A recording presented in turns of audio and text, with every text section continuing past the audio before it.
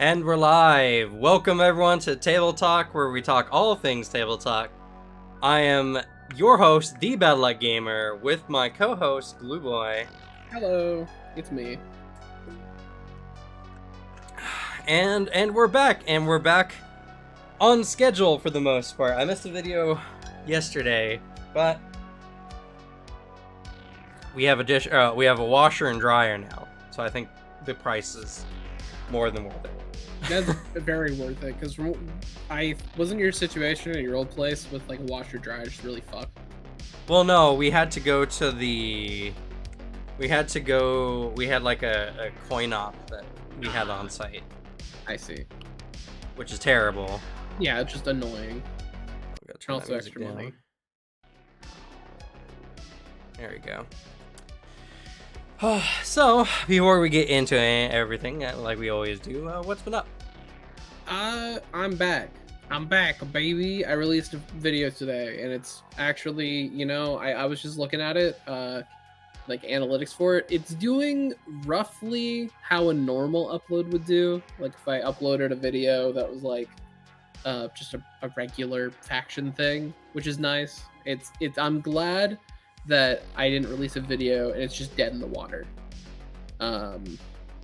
My other problem is I'm always relating it to my first tier list video that just exploded. So I'm always like, could be better, because the other one is like got 5K in a day. Like that's the thing I'm constantly like comparing it to, which isn't the greatest thing to do.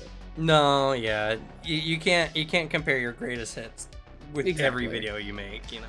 Yeah, it's specifically, it's like trying to recapture that lightning in a bottle. It's like that won't always work.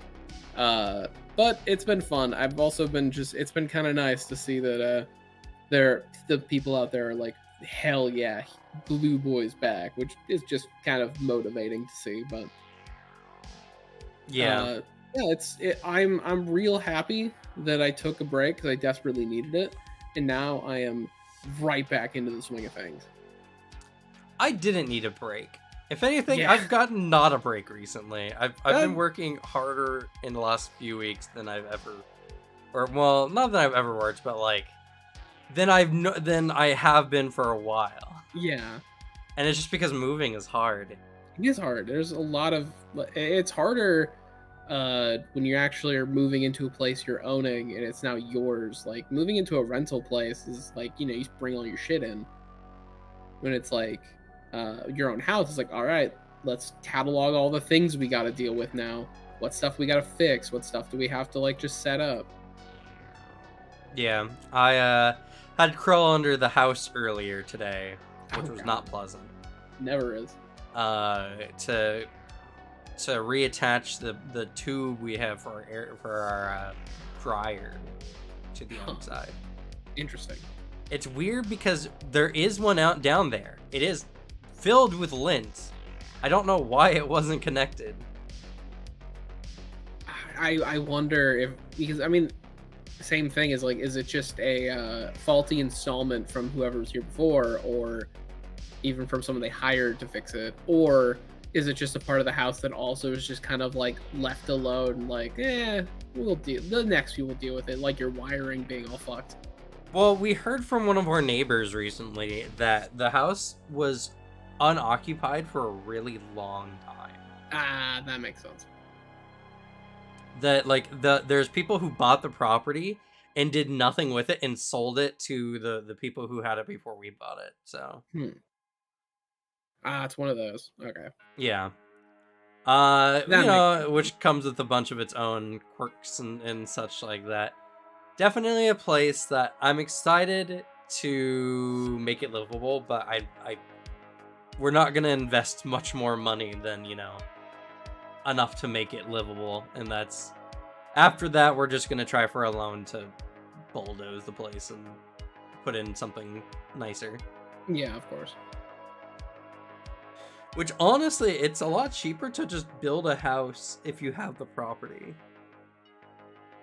Most costs go into buying like acreage over actually building a place. I guess that makes sense, honestly.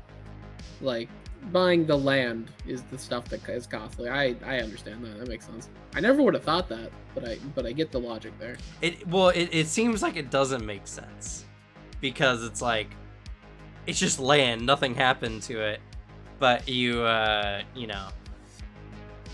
But the thing is like property and location, like pretty much what my family paid for this place was just for the acreage alone, and the house itself was more or less valueless.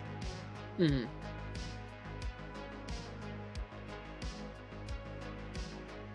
Yeah, that's pretty much what I got now, honestly, Spider-Nos. So, you know, pretty much the same situation. Goodness, and also on top of movie news, which I'm sure people are getting tired of listening to, this summer season is kicking off real strong, and we're gonna have a really... It's gonna be a really big summer, I think, overall, for not just, like, content creation for us specifically, but just, like, everything in general going on. Mm-hmm. Like, we're having some games that have been really hyped up, like Final Fantasy 16 and everything coming out this month. Yeah, that one I'm excited. Is it not coming out on PC, or is it not coming out on Steam? PS5 only right now. Ugh, I'm not getting a PS5. Yeah, that's a lot of people are like, I want to play this game. I really want to play this game, but I'm not buying a PS5. Yeah, just wait a few months. And Diablo 4, and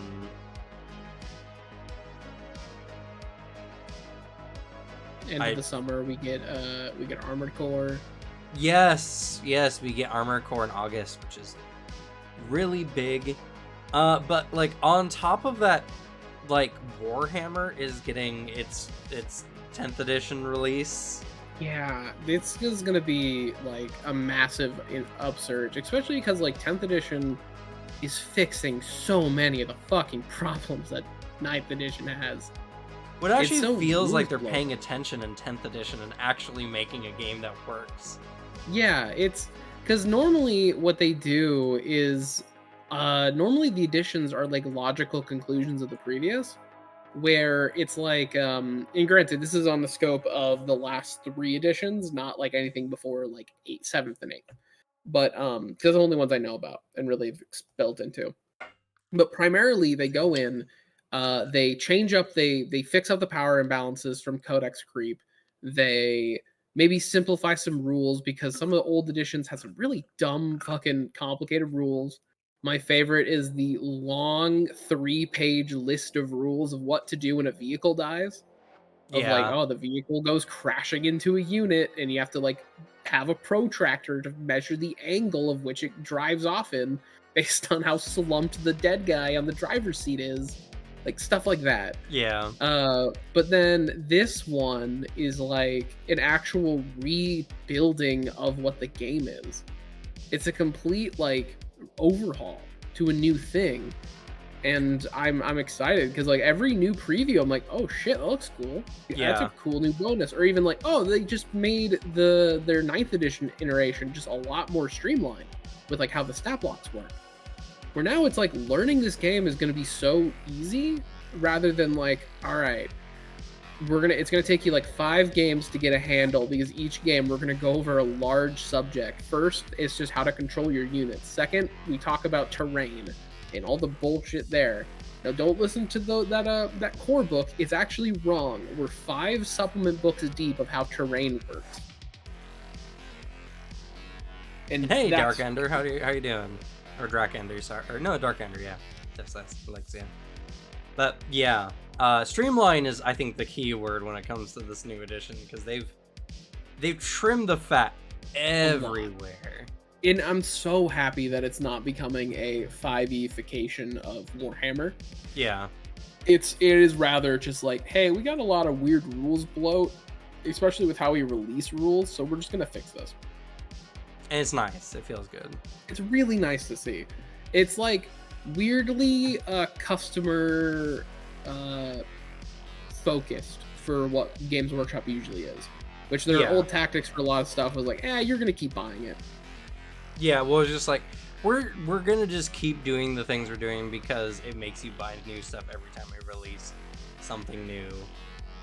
Yeah. So, Instead, they're like, you. "Hey guys, by the way, you can just start playing the mode like literally the hour that the rules go live because we're giving you all your stat blocks. Just like we're updating every stat block, including Forge World, which never gets updated. Yeah. There's like day one, you will have this all for free. You'll have like I think the base core rules of literally how to start playing available at launch. Anything else is going to be like you actually have to buy the core book.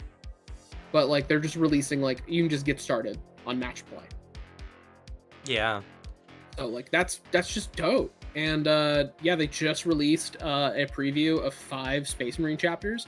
I'm happy that I got 3 of my predictions because I was chatting with the two new Warhammer content creator buddies I've been making, and I made a bet of just like, all right, here's the 5, and I got 3 of them because I guessed Dark Angels, Space Wolves, and Blood Angels would be part of the preview. Because I was just like, yeah, they're just gonna pick the 5 most popular. I was not expecting Death Watch to be one of the previews because nobody plays Death Watch at all. They're one of the least played Space Marine factions, I think. But yeah, they're very cool so far. All of these abilities are really fun. The Space Wolf one isn't good, but it's proper fun and Space Wolfy. Yeah, well, I mean, that's what's important. I'm super excited for my K-Sons. Yeah, they're going to be so cool. I can't wait to see how Magnus is. And I also am hoping that all the Primarchs are just kind of equal balanced. I hope so. They just dropped, today they dropped the new Lionel Johnson stat block. Ooh, I haven't checked it out yet. Oh, Jesus Christ. His attacks.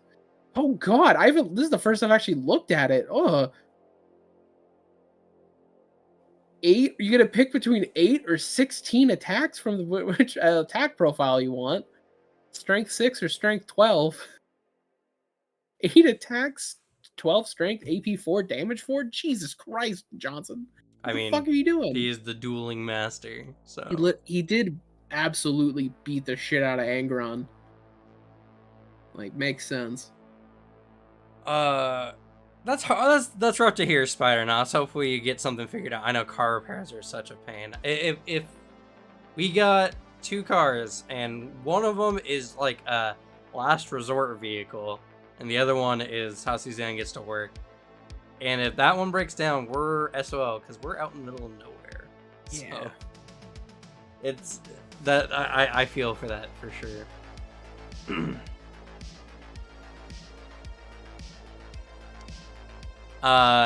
And I feel like Warhammer is going to get a resurgence this summer. I feel like... yeah, it's been boosting really, really big as of late. I feel like a lot of the channels that are doing, like, the rules... Like, I feel like this is the summer that if someone really wanted to dive into, like, a channel to, like, explain the game and make it more, like, new user-friendly, I think this is a good summer for, like, sparking people's interest. Literally, this is the best time to get into the game because also they're making the like price of entry a little better. Yeah, a little better. Not great still, but they're making it so you can actually pick up a get started box and actually get started. Yeah, which is the biggest improvement. And then Dice Check is going through some minor changes, mostly back end changes. Yeah, like what Magikarp Use Fly is like not going to be owning the channel or yeah, he's going to be stepping down, and Bricky and Demeki are co-CEO. Yeah, fair enough. And they're also moving the. I'll just have to convince Bricky to let me on. Yeah, get me over there. Let me unleash my my custodies over there. That's lucky, Spider-Nos. Yeah. And I feel like, oh my god, so it's a little early, but when we start talking about some of the Pathfinder stuff, I am super curious what this is because I have heard very little Paizo news other than the game Kickstarter dropping. I'm surprised, but I guess if you're not looking for it, it's just going to be harder to find. Yeah, my Twitter has been mainly filled up with people being upset or being upset at the people upset by Warhammer getting new people. I mean, the people being upset or people being upset, people being upset is just Twitter. Yeah, it's just the problem of it keeps popping in my feed, and I'm trying to like cull it the best I can. It's like I just want to see cool minis and art and stuff. I don't care. I don't care about the drama in the community. I don't want to see it. But oh my goodness. So, well, okay, they didn't officially announce a new book, but there was a leak that was unintended.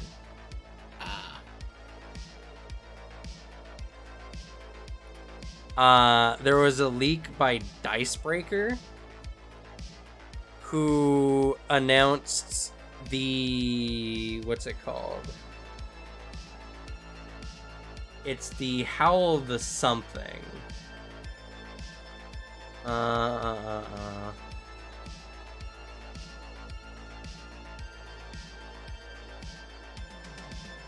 have it here. Howl of the Wild is their next big campaign book they're releasing. And it's a deep kind of like wilderness survival kind of style game.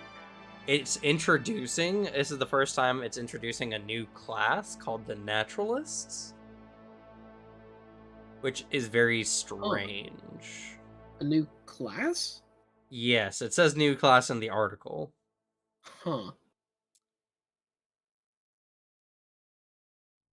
And there's also 6 new ancestries coming, which everyone's been talking a lot about. It's probably an R-type, I agree, but this is what the Dicebreaker article read. And it was made known that that the things that they were talking about and everything like that, they said it's not a new class, but that's what the article said. And there's all this other kind of stuff, so it's just a really bunk article, but it did reveal a lot of stuff ahead of time. And we just had Paizocon very recently. This is Pathfinder 2nd edition, yes.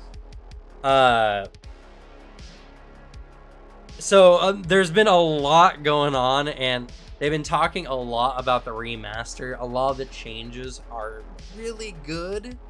I don't think the VODs are up at the moment, but I think they're getting set up to have the VODs ready.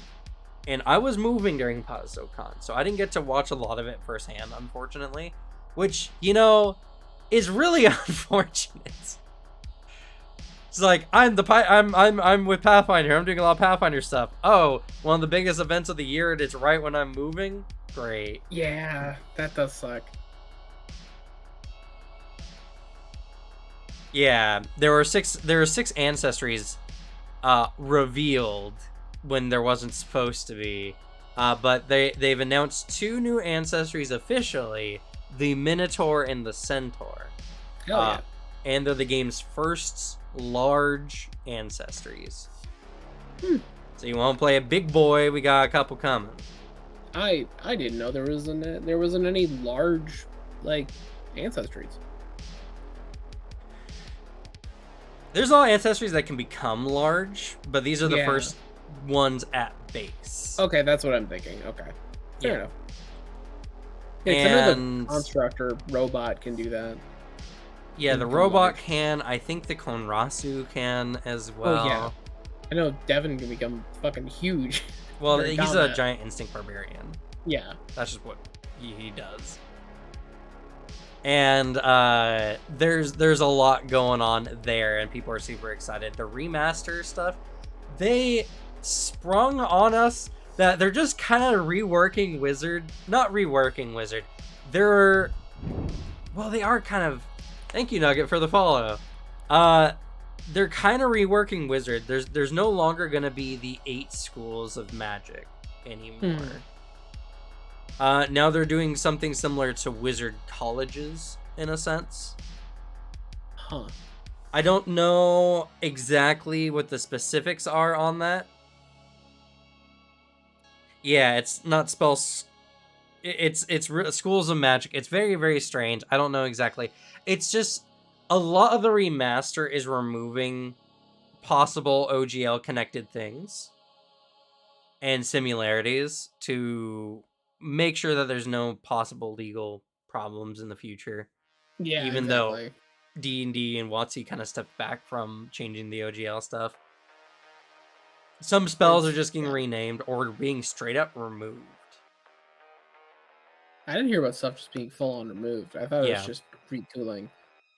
Dragons are being completely changed. I think we mentioned this one before. I remember that one. I really like the change they're doing. Yes, it's gonna be very interesting. But yeah, Wizards getting some stuff redone. So I'm very curious how they're gonna. I'm gonna have to completely change my character when that drops. Because I'm playing a tiefling wizard. Yeah, now you're gonna be a Nephilim wizard because they're combining ASMR and tiefling. Exactly. And Gonzi and the other one. I'm just gonna have to remake William, like at that point. Goddamn. I mean, you'll still be able to do pretty much everything that your character is about. It's just being recontextualized for the setting. It's mainly I have to just rebuild it with like new feats, like because they're named differently, or new ancestry stuff because they're just different names, and spells because God forbid any of my spells disappear. Though, it has been officially publicly stated that all rule changes are still compatible to current edition things. So even if you play the old edition, there's not going to be that much actual changes to the game to make a significant enough amount of difference. The only ones truly being alignment damage being completely rehauled, but most things that alignment damage truly affected is going to still be the same. Like devils, demons, daemons are still going to be affected by essentially good damage. It's just going to be converted to holy. Yeah, that's true. War Priest got a very, very highly demanded buff, which is now they get up to master proficiency with their deity's weapon. Oh, shit. So they can now be a full martial character, or at least kind of. They don't have a lot of feats or features around it, but they can now have up to master proficiency. I've never looked super hard into War Priest, but I'm very surprised that wasn't already there. Feels kind of like normal. I disagree because I think it was actually balanced, but for the general idea, and honestly, adding the change doesn't actually make them more broken, or even like a War Priest is not going to replace a Ranger, despite having similar weapon proficiencies. It just sounds like a quality of life thing because, like, I mean, it also just, I guess, to me makes sense because, like, yeah, if I'm a War Priest serving a deity, like, I have my deity's weapon, I feel like as you grow, you're going to become a master in that weapon because, like, you have that divine tie to this, like, thing, and, like, you can't really fulfill that, like, style when it's like, yeah, I'm like a master of this weird obscure weapon that my deity gives me. It's a very cool, like, I guess, character fantasy you can, like, live out. Yeah. Like, this is my sword from the lake or whatever. And also, at the very least, it just basically makes you, like, slightly more accurate. So, like, yeah, it doesn't seem like it breaks anything. It's just, like, it seems more like a quality of life fix. So they're getting a lot of fixes on that end of things. Focus points are being slightly rehauled. So now focus points are, it's no longer needing to pick up feats to get multiple focus points back. Now, whenever you take a 10-minute rest, you restore 1 focus point up to your max. Oh, okay. So no more limiting characters necessarily on focus point increases. Now it's going to be more along the lines of you can, if you have multiple focus points, you just need more time to refresh, but then you can get a feat later that will allow you to just get all your focus points back on a short rest. Yeah, fair enough. Yeah, So, unironically, I am way more considering playing a cleric than I ever would a champion. I think, can't War Priest clerics become closer to, like, the closer option to 5e paladins? kind of. I mean, sure, they have their smiting ability. Granted, I think it only does either, like, positive or negative damage. I'm not 100% sure on that. But, it's still 3 max, yeah. But you now no longer need to take feats to restore 2 or 3. And for some of the classes, they might even give additional benefits to the feat that gives them multiple focus points to make that feat, which is seen oftentimes by some people as like a mandatory pickup, like Magus, for instance. It's going to have additional benefits to make it more of an appealing choice. Yeah, that's good, because it just does suck where it's like, well, I need to pick up this feat. It's nothing crazy, but it's like I have to, or else my character's just not going to be as good. Yeah, Monk's also going to get some kind of additional bonus as well. That's cool. Let's see. Monk, because Monk's the best. Monk's really good. Monk's probably my favorite class besides Investigator in Pathfinder 2nd Edition. Like, in a purely combat sense, I think Monk is my favorite class. I think so too, honestly. It's like Monk and Swashbuckler I adore. Investigator will also always be my favorite class. It's just a class that you can do so much with it, and you're not really necessarily beholden to your class identity for what your character is. You can just make a character who's just really smart and skilled at stuff, and it's just essentially an investigator. Yeah. It's not like a wizard where it's just like you have a spell book and you look like a wizard and you talk like a wizard, you're a wizard. Yeah, I am just a wizard. You can just be an investigator and you can be like, oh, you're just like an adventurer, you know? Which is getting a lot of familiar focused feats that are gonna give them cool powers, abilities, probably a spell-like abilities once per day that they can channel through their familiar. So the Witch's Familiar is going to become a much more prevalent part of their kits, which is really good. Hell yeah. And there's going to be a lot more patron-centric feats and abilities, as well. The Eldritch Nails, which has a very like weirdly limiting where you can scratch someone but apply a curse, but has to be a curse that's 2 actions rather than 1 action or something like that. They're just making it where like Eldritch Nails just allows you to, you know, make a claw attack and apply one of your curses in the same action kind of deal. Fair. Yeah, it's the more and more you talk about this, the more and more I can only think of that one comment you got of like, oh, so they're ruining Pathfinder 2nd Edition. Yeah, right. It's like they're not changing anything of note. None of this is actually gonna like change like the game balance that much, or if at all. It all just seems like quality of life, where you're just like, oh, that's neat. That just makes these rules interact slightly better. That's nice. Yeah, well, and you know, actually, so there's a couple things on that. One, I absolutely hate people who are calling this a new edition or a 0.5. No. Because it really isn't. There's not much actually mechanically changing the game.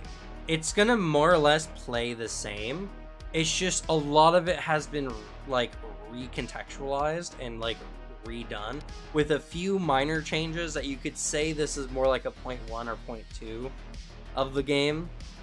But they're also just like more condensing a lot of the erratas they've already done into the rules for the new books. Yeah. So, gameplay-wise, nothing is really gonna change besides feats that you're gonna have access to. Yeah, I feel like that's a good way of putting it. I feel like this is just one very long errata. Like or just a publishing of the core book with like just different names for things, or yeah, just the errata baked into it. Like it's not anything major new. It's just like that tag remaster, I think. It like fucks with some people. Yeah. I think it's a good like tag for it. That's what it is. But when you think of remaster, you're like, oh, it's a complete overhaul, Pathfinder 2.5, and it's like not really. It's just fixing some minor stuff, making things better, legally stepping away from Wizards of the Coast just in case they pull some more dumb bullshit in like 10 years when the heat's fully died down. Have a nice night, Spire. See you next time. Yeah.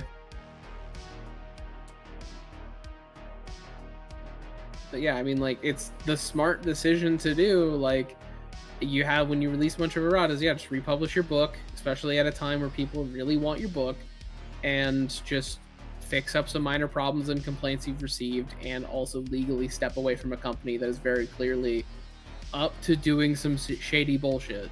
Yeah. I mean, it's more or less they just patched the game a bit. Yeah. I wouldn't say, like, it's different enough to make it a new edition nor like a 0.5. Yeah, because like, they haven't changed much. Just even when I say like, yeah, I'm gonna have to completely remake my character, it's just I have to rename all my bullshit. That's all it is. I just have to change the names of everything for my character, and then I'm good. And like, I'm an evocation wizard. I have to find what college gives me evocation buffs or whatever. Yeah, you'd probably be like School of Battle or something like that. I don't know. Something.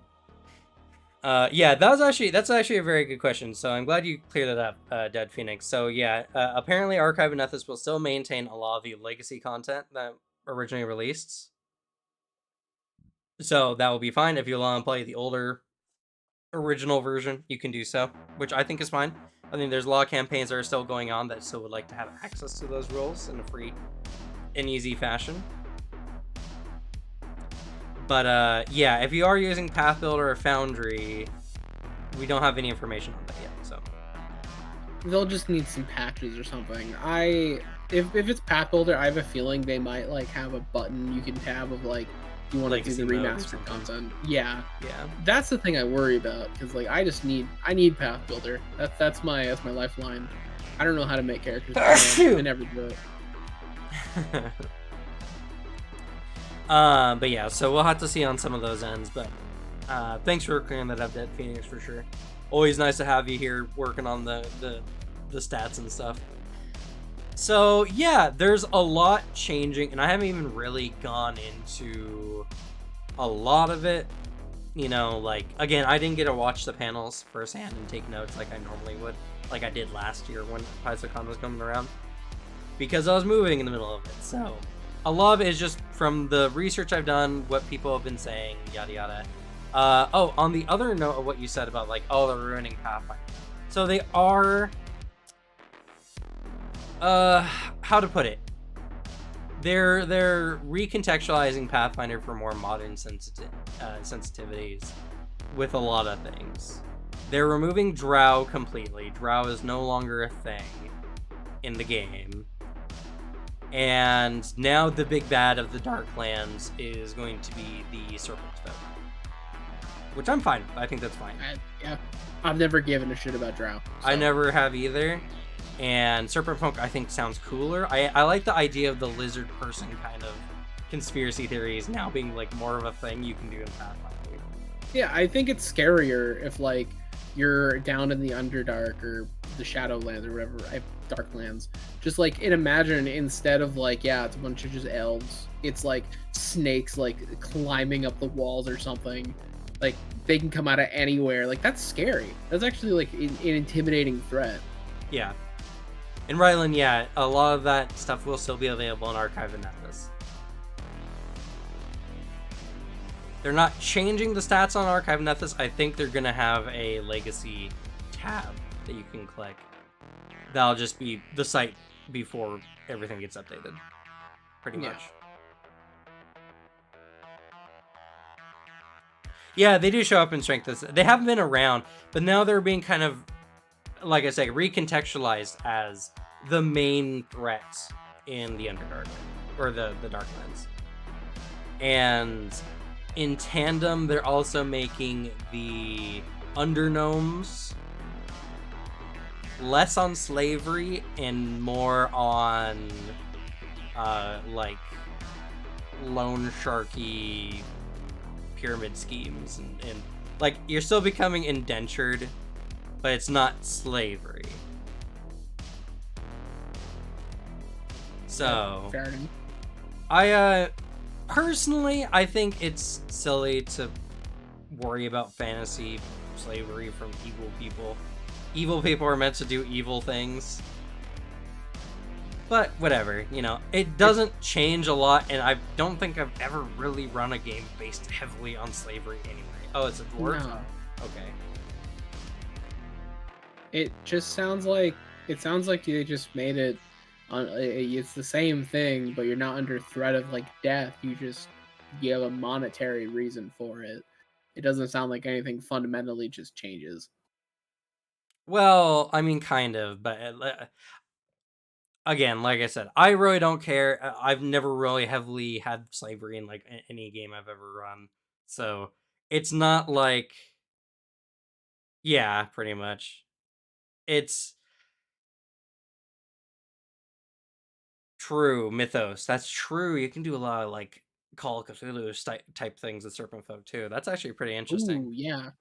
Um, but yeah, so that's like I said, they're more modernizing contextually a lot of things to make it less harsh for some people, I guess. I don't know.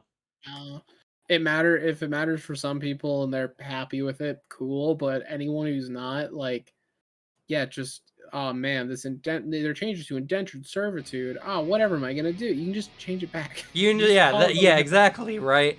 That's the thing, is you could still just have evil people do evil things in your games. Yeah. They're just changing the lore, the front-facing lore. So, you know, I agree with that statement. It's like, they're not taking it from your games. They're just making that how they're presenting it.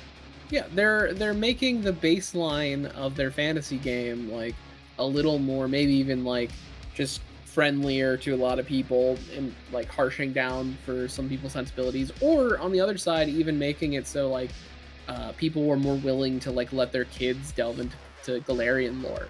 Like, yeah, here you go, sport. Here's the core book. Read through the lore parts. I'm more comfortable with this because the subject matter's been kind of choned down. But then in your home game, you can very easily just do whatever the fuck you want because it's your home game. Like, it doesn't matter. It's your setting, your game. You can change Galarian to fit how you want. You're the god of that world. Yeah, exactly. And so, you know, in the end, nothing substantial changes enough to ruin your game. If your game is ruined by the removal of possibly you know, troublesome topics, to fit how you... then you are not running the same kind of games I feel that other people are running. Yeah, and that's a very specific group that you should stay in and not really spread out if you need those weird, like, sensitive topics in your game. Otherwise it's not good.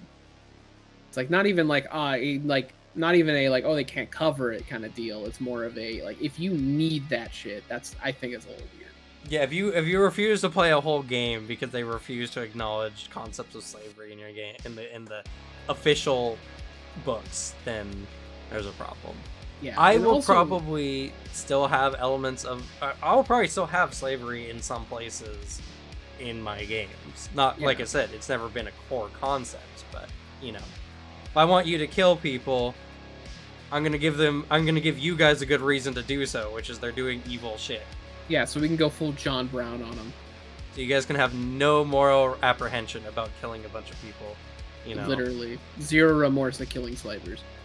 And also, like, you know, I have a feeling that the people who say like, "Oh, game is ruined because they're doing that," like, I don't feel like they're actively playing the game. You know, I don't think they're in a campaign at the moment.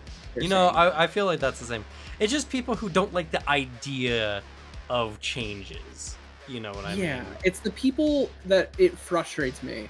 It's the people who join a thing that is constantly updated because that's what you do for a lot of things to keep like games like these fresh.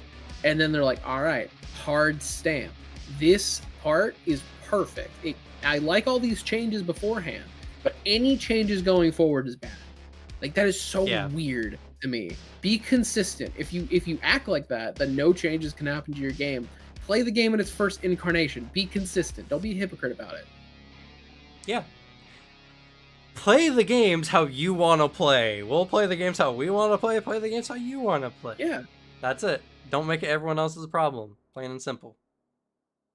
It's like we were just talking before the stream how in my next Pathfinder game I'm probably gonna do like a modern / maybe like not futuristic but more like advanced modern style of Pathfinder, because there's really nothing in the rules that prevent you from doing so other than justifying whether their guns are better or not, and you can just say, well, in a world of magic, you know, how much are guns really that effective, honestly?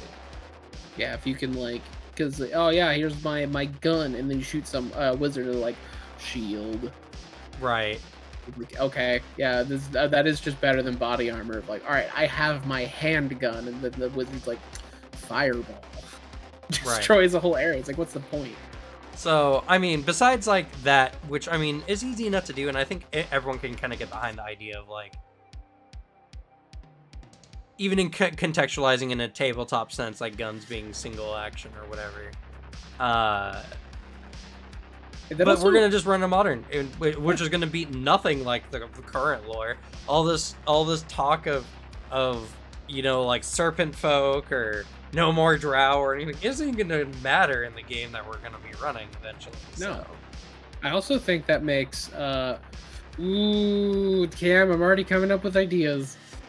I think it's gonna be fun. I think having something more modern is gonna feel really refreshing for everyone. I think in a world like that, being a gunslinger is a more interesting choice, because you're like, you see all this magic and you're like, I like this, and it's some shitty designed handgun where it's like it's like outclassed by other things, but you're like, no, this is mine and I love it. Well, you know, that's the thing though, like guns are not outclassed by necessarily anything. Guns are viable in Pathfinder 2nd Edition. Oh yeah. It's just, you know, you're not gonna get an assault gun necessarily. You actually can still have a shotgun. The shotguns, the blunderbuss is essentially a shotgun in the game. I mean, that like blunderbusses were some very basic gun design, because you just make a big tube and then shove random pieces of metal in it and then hit it with black powder, and that's it. It's a really simple design. But like, I mean more in the case of like the idea of designing it, where it's like, yeah, from a designer point of view, why, like in universe, why in the fuck would I design like a cooler gun when like magic is a thing? And I just think you can make a very fun character concept where it's like just refusing to interact with magic. Yeah. Well, I mean, it's just like the best way, the way I think I'm going to contextualize it is guns were focused on more single shot firepower, because runes on armor and stuff like that would deflect most standard bolts. Ooh, it's like Dune. Oh, it's like Dune. Hell yeah. Yeah. That's the thing with Dune, because guns are useless in the Dune universe because of shields. Yeah. So it's essentially, you just have these guns that are just like oversized and kind of chunky with big ass bullets, because that's the only thing that like easily penetrates magical armor and such like that. So. That's fun.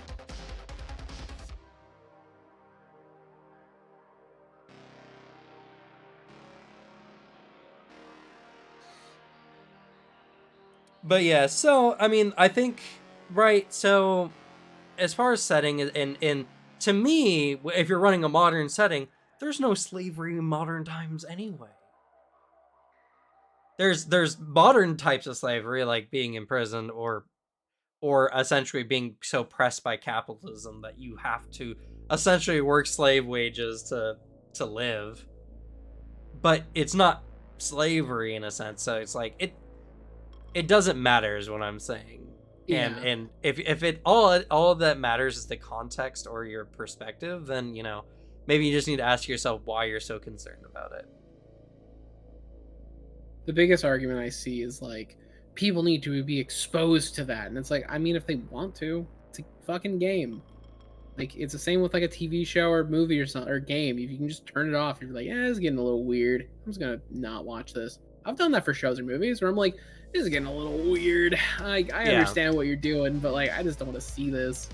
I think need to be exposed is a very poor way of putting it. I think it needs to be openly espoused frequently how terrible these acts are. Yes, there's the difference of like idea there, where it's like, yeah, of course, it's a good thing to have that be open and like not hide away, even especially if it's like a historical thing. Of like, yeah, this for real happened, guys. This was a real thing.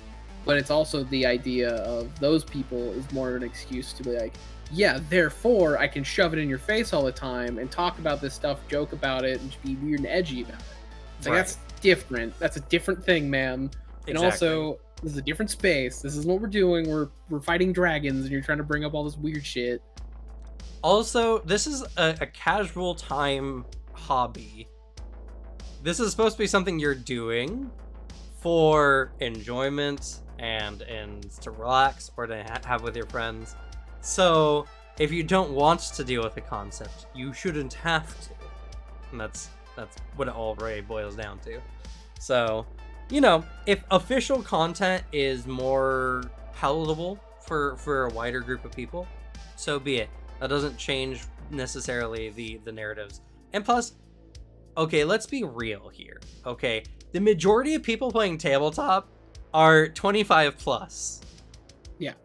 Everyone in this age group already knows what slavery and terrible things are, and we don't need to be taught about it through a game we do in our casual time. So I'm just off work trying to enjoy myself with my friends. Exactly. That's what I'm trying to do.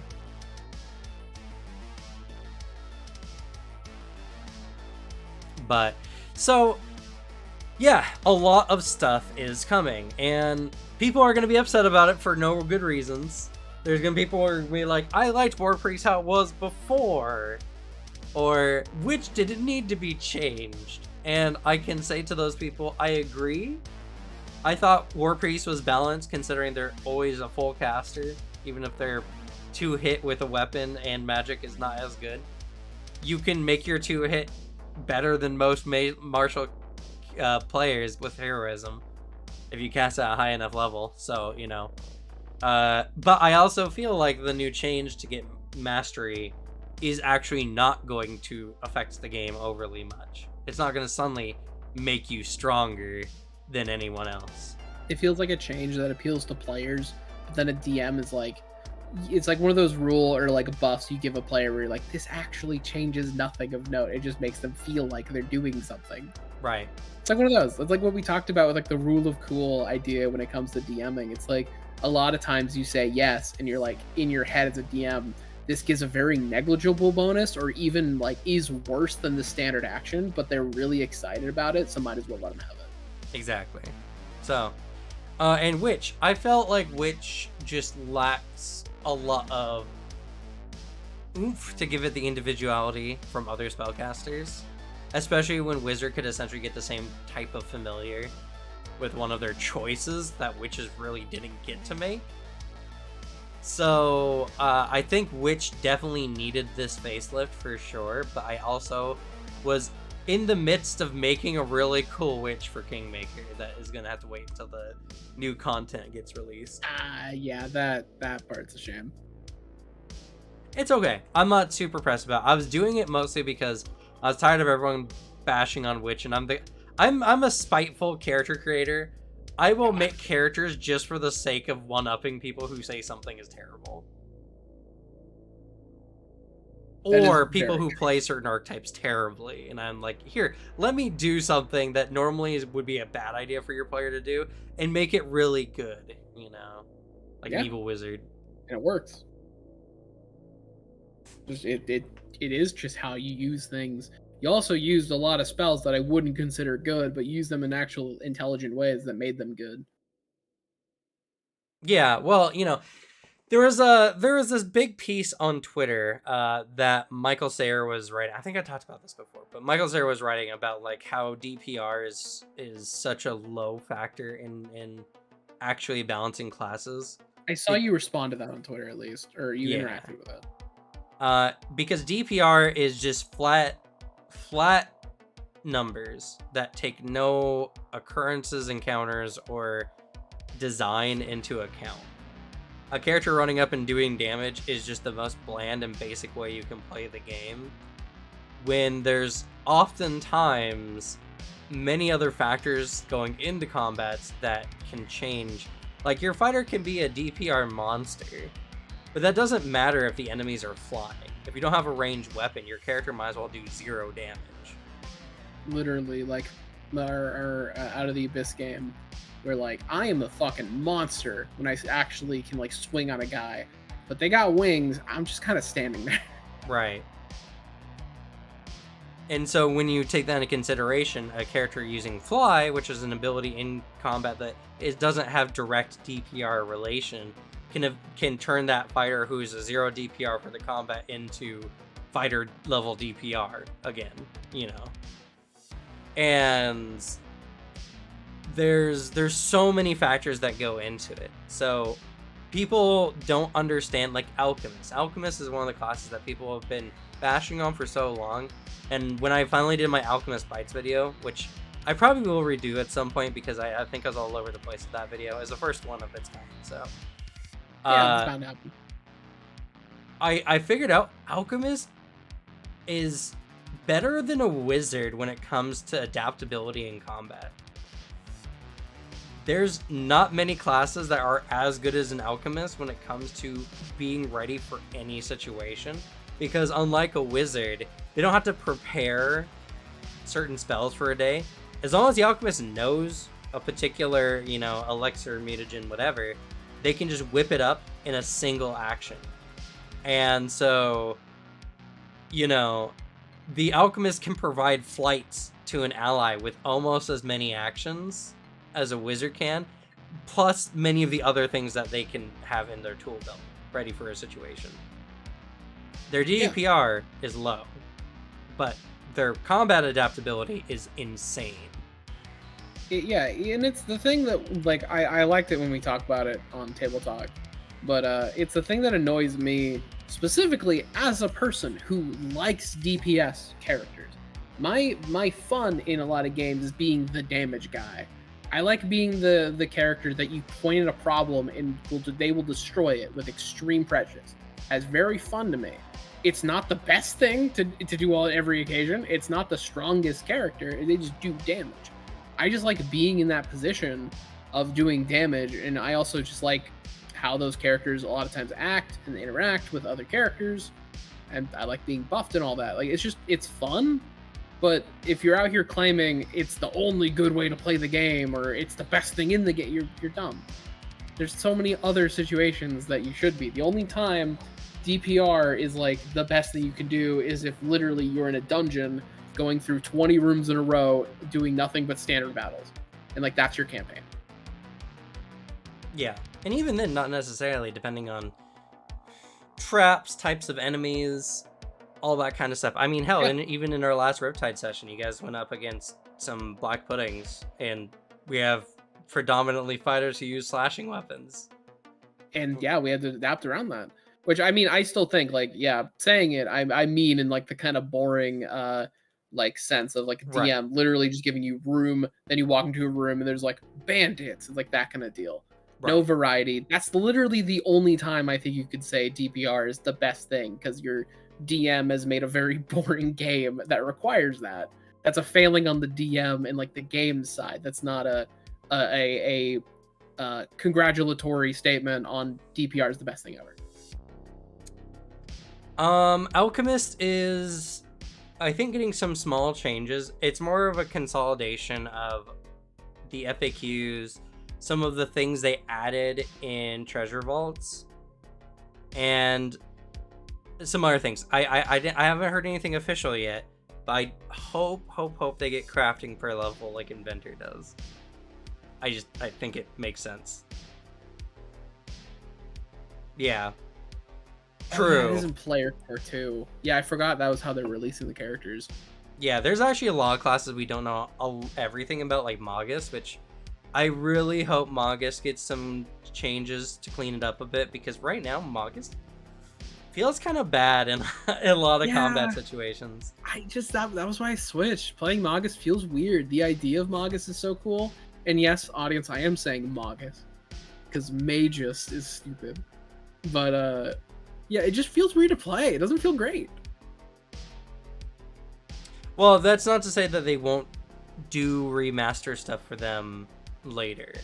without saying it's coming in Core 2, I'm saying I hope they change some of the stuff with the classes released, because Secrets of Magic nor Guns and Gears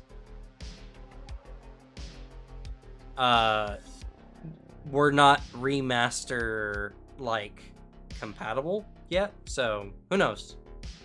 I mean, we didn't think we were gonna get huge changes to Wizard. Everyone thought Wizard was fine, so it's there's a lot of things, and it's hard to say in the future, but I hope Magus gets cleaned up a little bit, because they just have so much action tags for what they do, and it just never feels good.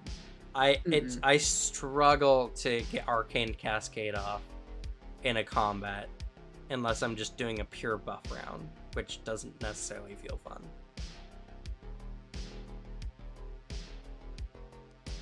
But who knows, you know. But yeah, there is Core 2, which is coming out next year, so we're not going to see that for quite a bit. And it's going to have, what is the remaster? Let's see here.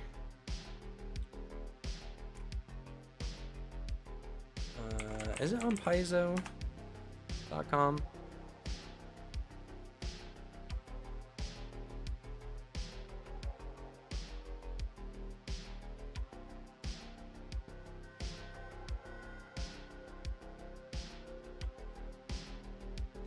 Of course, Paizo's website is slow as garbage. Oh, I imagine.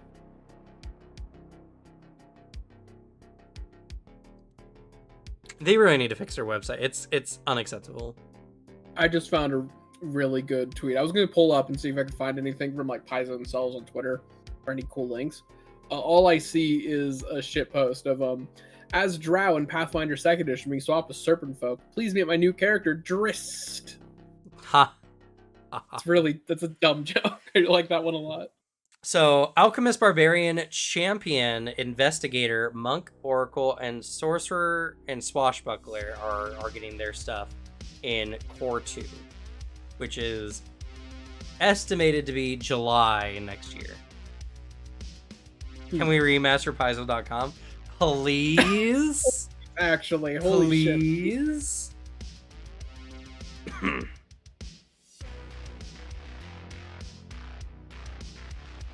So, for now, we're just gonna have to see how everything goes.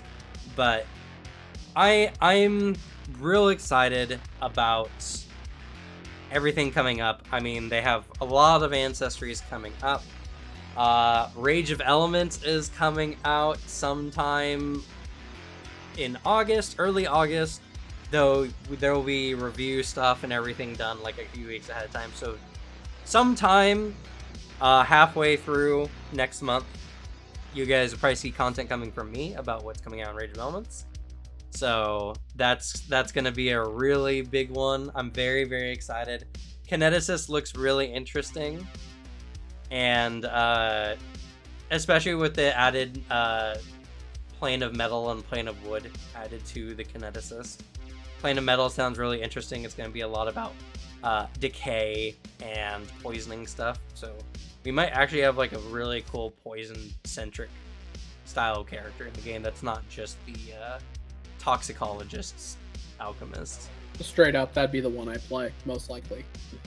If I play Kineticist, because like I think we had a rough idea of what metal was going to be before, or at least just the idea of like, ooh, metal element sounds fun, and then non-standard damage dealing. My shit, I like poison builds.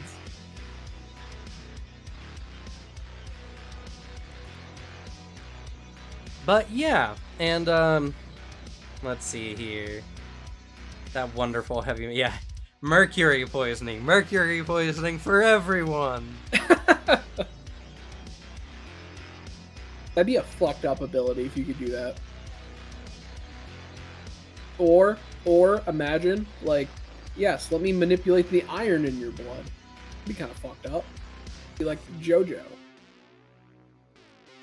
Soldier 660, the leaks were from Dicebreaker and they were pretty much, they showed an image they weren't supposed to, of ancestries that had yet to be released publicly, and they also probably misconstrued the naturalist as a class when it's probably more of like an archetype.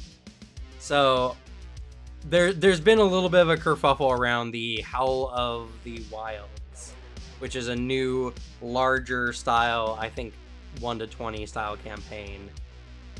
That's all about like surviving in harsh wilderness, stuff like that. But yeah, I'm incredibly excited for what's coming, and also like I'm gonna use the restroom here in just a moment, but I want to give you a topic to talk to the chat about. How do you feel? Yeah, I don't know. The problem is that what Dicebreaker put out for their blog was seemingly very misinterpreted information.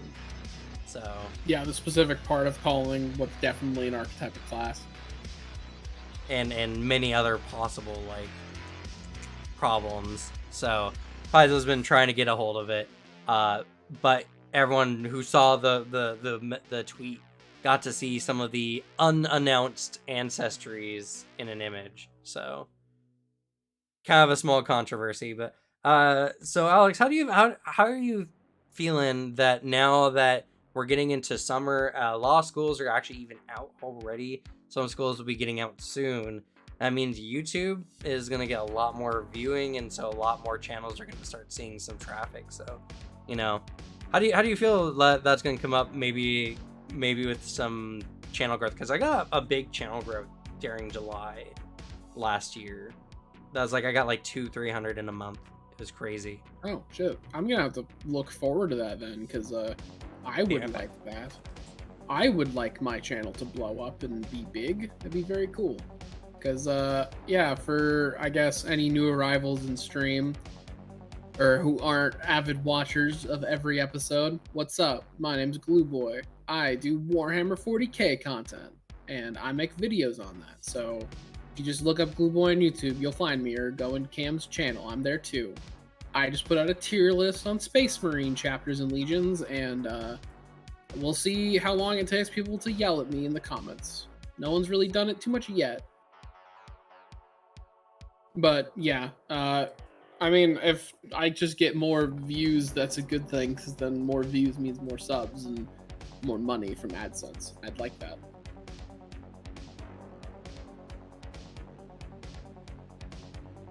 That, and it also just does mean people have time to actually play more of these games, and I'm happy for that. If more people can have fun with Pathfinder, Warhammer, literally whatever, good for them. That's what's important.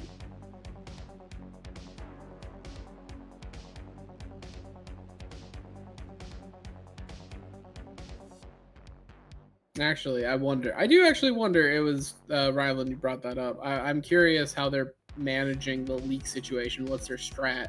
Because there's primarily the 3 strats of, just release it now and be like, haha, it kind of got leaked, so here's the official release, to let's ignore and never acknowledge it, to don't look at that. Please don't look at that, guys. Please don't.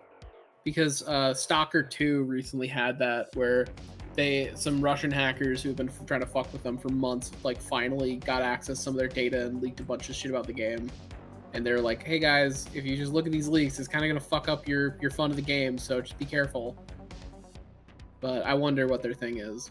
Because the other one is, I know Warhammer did that, because they accidentally sent a person a copy of the new Dante model when he ordered the old one.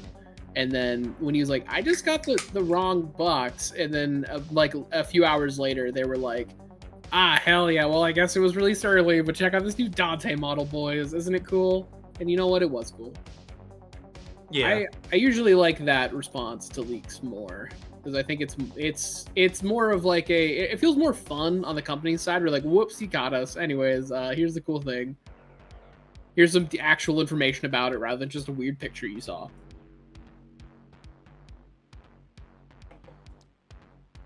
Mine, we'll see how controversial it gets. The main thing is I insulted 2 fan favorite chapters. So we'll see. Actually 3, I guess. 3 fan favorites I apparently didn't rank correctly. That's a funny thing about tier lists in general, is it's all completely like biased and like inherently. And there's so many people, I get comments all the time on my class tier list like, I don't think you should use RP elements. No, you should.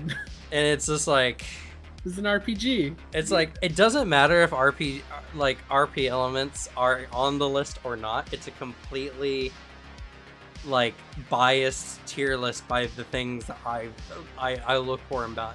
You could literally look at any class and just say, I objectively like this class better than other classes.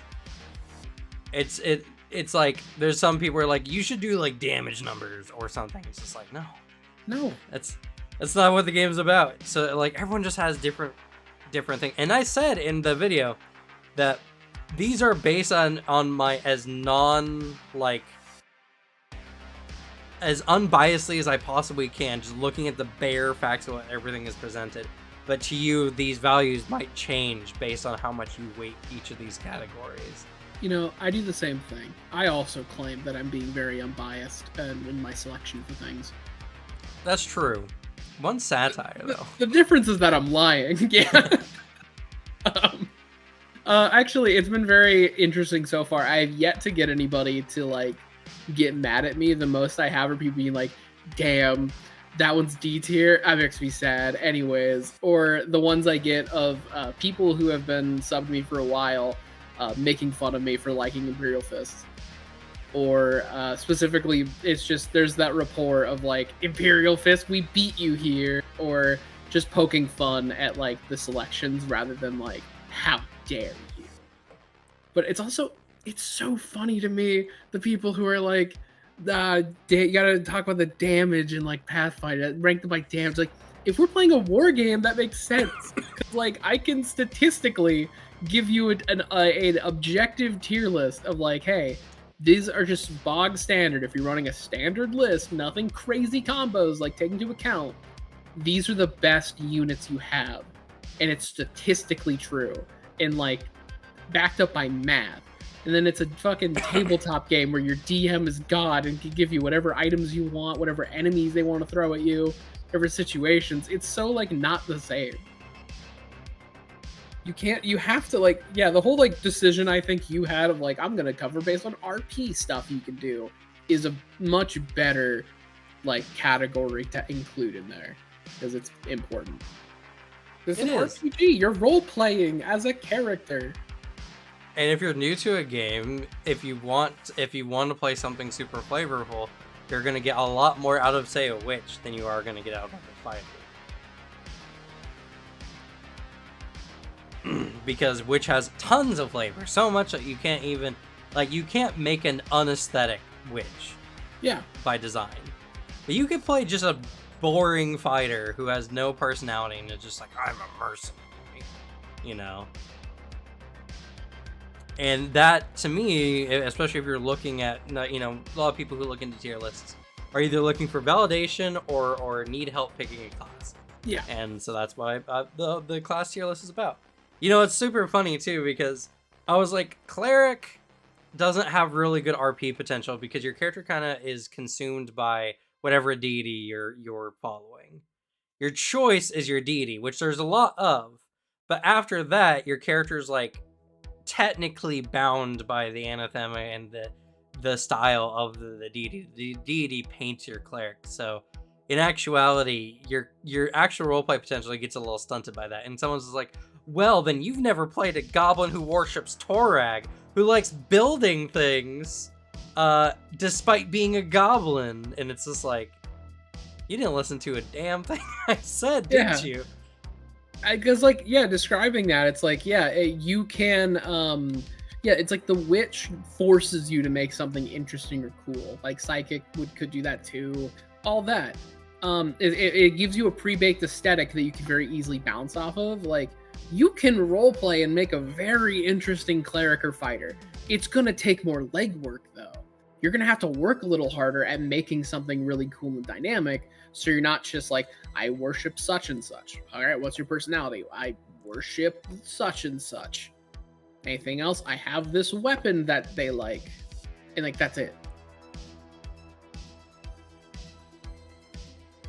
And it's completely objective, you know, objective? Subjective. Subjective. There we go. I know what you meant, but yeah. Yeah. It's very subjective.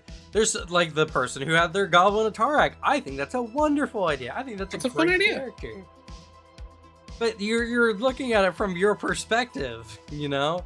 Yeah. You're not looking at it like from someone who's looking at a game for the first time trying to pick a class.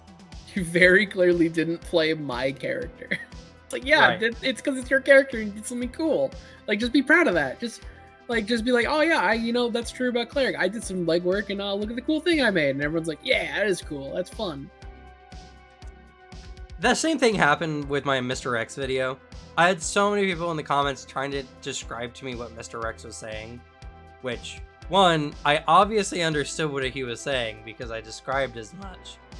And two, it doesn't matter what his intention was, it's how it came across in this video.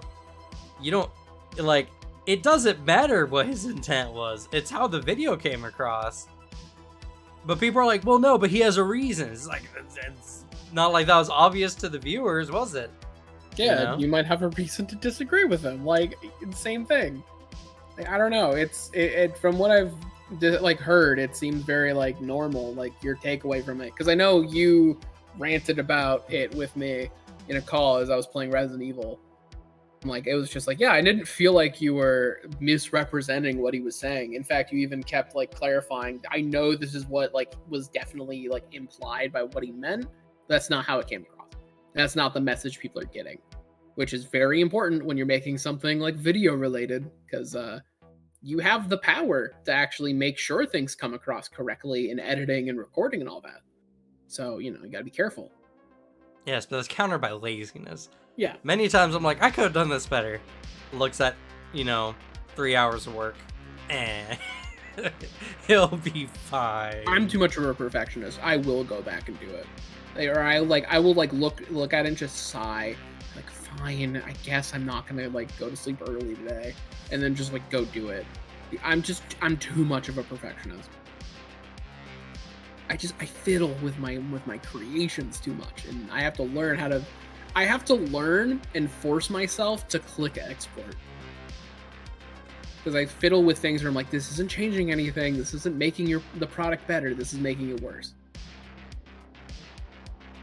Yeah, that sounds rough. I don't have that problem. I just try to get shit out. Yeah. Shit out. Yeah. I'm too fiddle with timing too much. In chat here is showing us which is just more flavorful than cleric, because you know what? No one is here talking about cool cleric ideas, are they? Talk about cool witch stuff.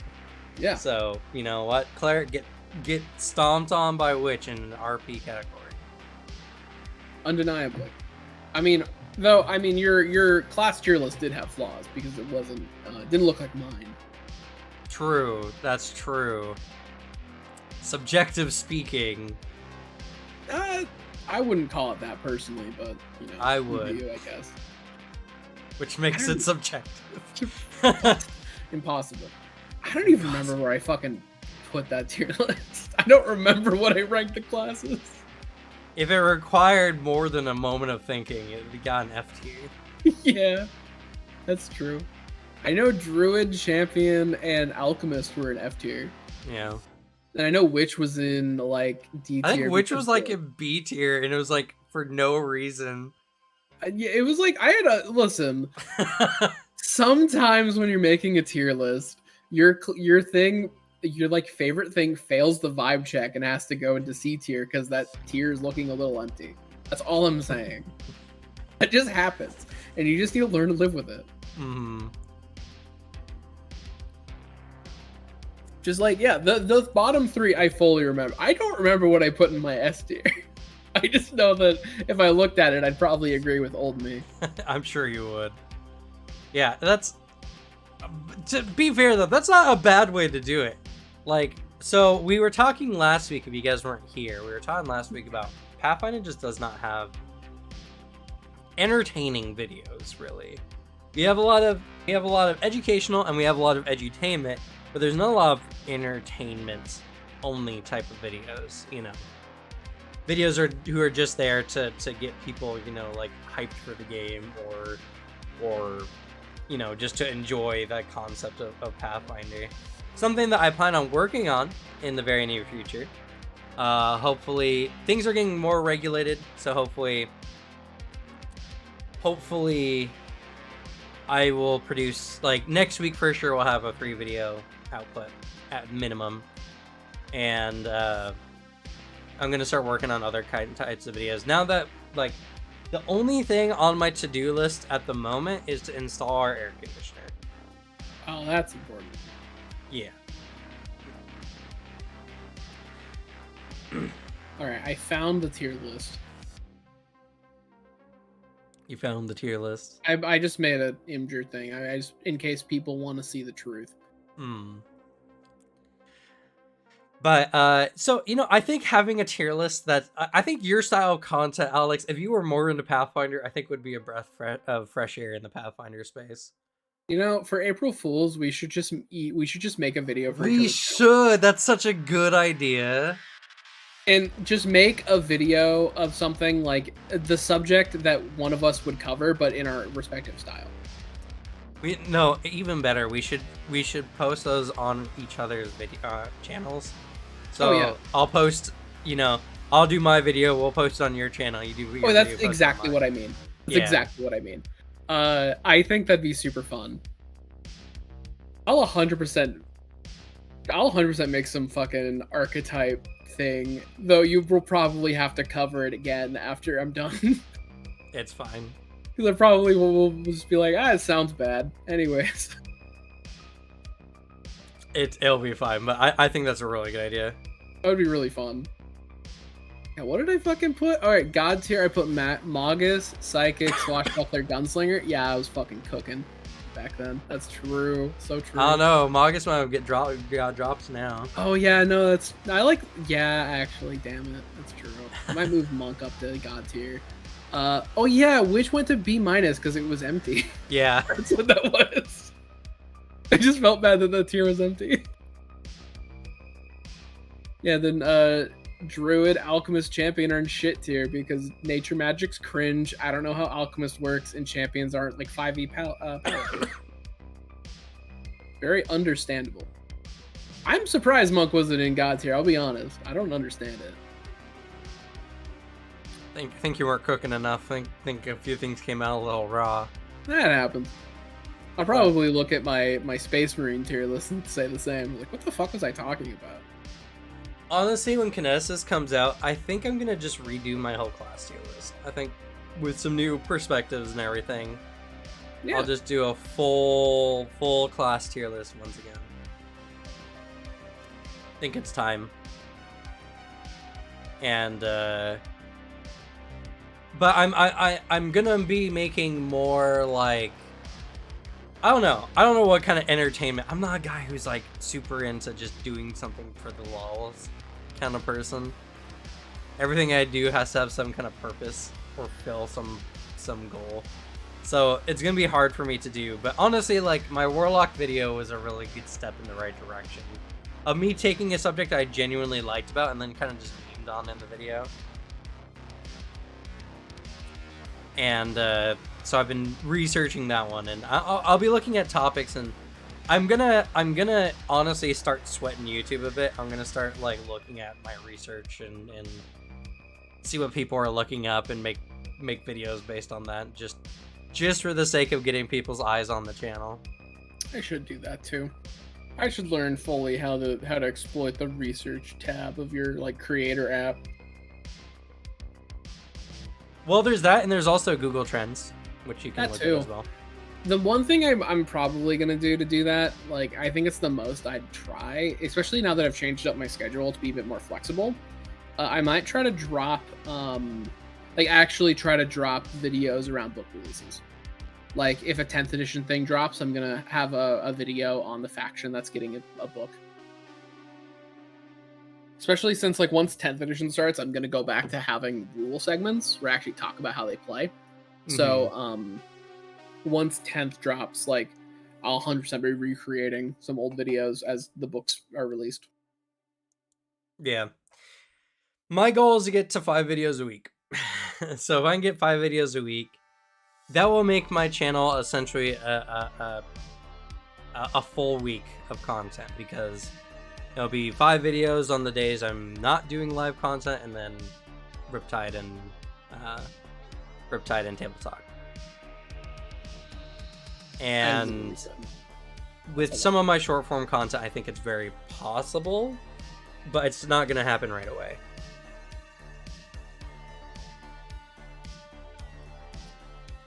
It's just going to be a lot of making a good schedule to get stuff like set up so that I'm pushing ahead of schedule, so that I'm getting a video done like several days before it's meant to come out. Yeah, the most I'm probably gonna do to actually increase and like play the YouTube game a little more is actually create shorts that I think are good shorts content for 40K. Yes, I need to do that too. Cause like I have the idea already ready of like what would be fun short content that could do well and fit my channel very well. It'd like not be, you know, useless or algorithm bait shorts, because I'll say my favorite are, they're so bad. It's just the voiceover of a very standard viral video where they're overly explaining every part of it. I don't know if you've seen those like TikToks or shorts, but they're so funny. I haven't, but it sounds funny. There's one I saw on a podcast I like where it's the girl was trying to ride the horse so they could go galloping. The girl was too short and struggled. And like it's just that kind of talking over a viral video. It's such useless content, but it makes like a lot of views, and like that's nuts. But I have like my short form, maybe like fun lore facts, like little short things where it's like just obscure fun facts for 40K, and then do that, and then that'll just be a good way to supplement and increase viewership and actual like subscriber count. So good thing to do. I just gotta actually cross that threshold, because anytime I'm like, I could go do this other thing and like go look at my research tab a whole bunch or go do all this, it's more of like I could also just be editing the video I have, or I could also just be working on the next script. So it's always like I take up the chance to just make the next video something better and fix a problem I saw in the video I just put out, so then I feel more happy about the content quality. That's more or less what I care about. Right. Yeah. Now that I have a space that is kind of segregated from the rest of the house, so I can work without necessarily feeling like I'm getting in everyone's way by like doing stuff. I just need to start like actually sitting down and treating this more like a job and putting in the hours, which is gonna be hard, not gonna lie. But I feel like if I do that, because a lot of the shorts that I'm thinking about doing is just talking about like weird synergies you find in the game. I think it's a good idea to do it. Fun little like, hey, you can try this for your next character. Like that's a fun little like quick content idea. Yeah, and it's just something you can do like 30-45 seconds, something like that. Yeah. Very easy short content, and people will see that and be like, oh okay, and then they'll come to the channel and look at the much more in-depth stuff. Or I want to make tiered content. I want to make content that's like shorts that people can get really quickly and get them interested, and then smaller bite-sized videos like the bite-sized classes or some other bite-sized content I want to do, and then they can get into the longer and longer types of content, you know, let people wade into the content. And I'll try to do every week like a short, at minimum I want to do like a short, a bite-sized, and then like a standard video, and then have educational and entertainment videos as well.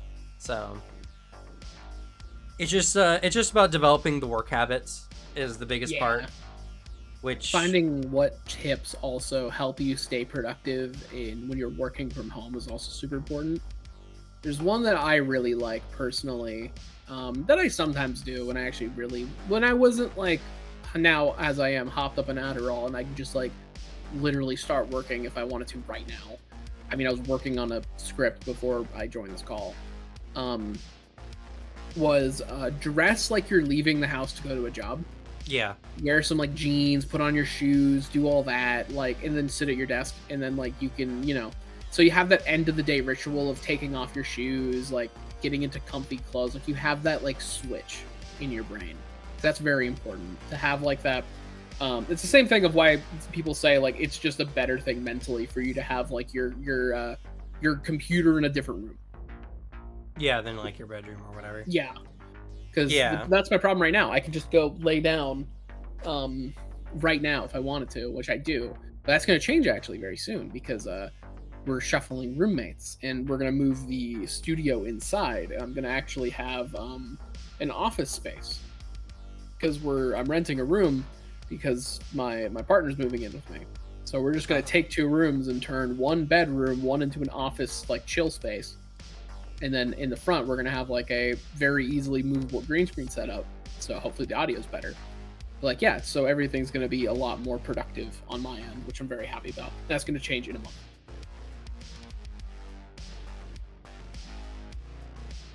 But yeah, so, it's like, I'm excited for the summer. I feel like everything is going to start picking up pace again. It's just, oh gosh, this year has been not very kind to me. So No.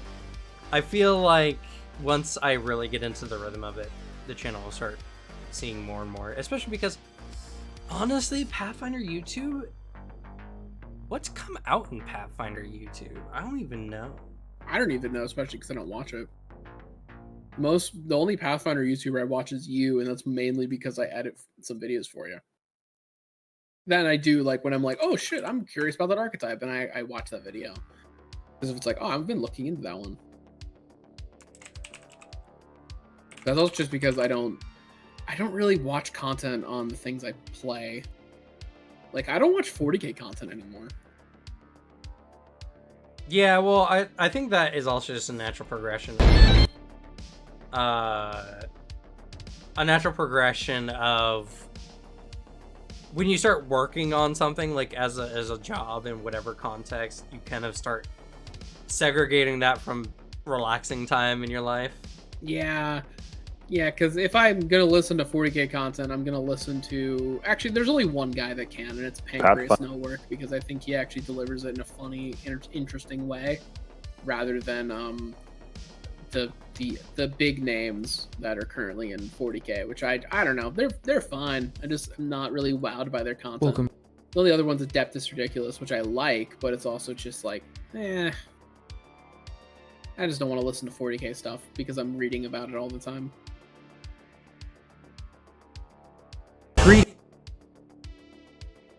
So the big thing in Pathfinder right now is D&D content creators making Pathfinder content.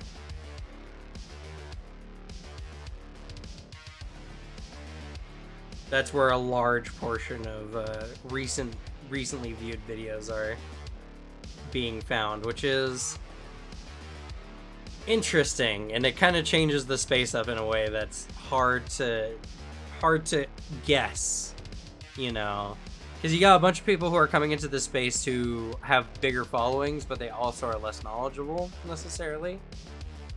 So yeah, that's gonna be fun. That's okay. We have other tabletop content on the channel as well, like Lancer. Be on the lookout. I'll have another Lancer video next week.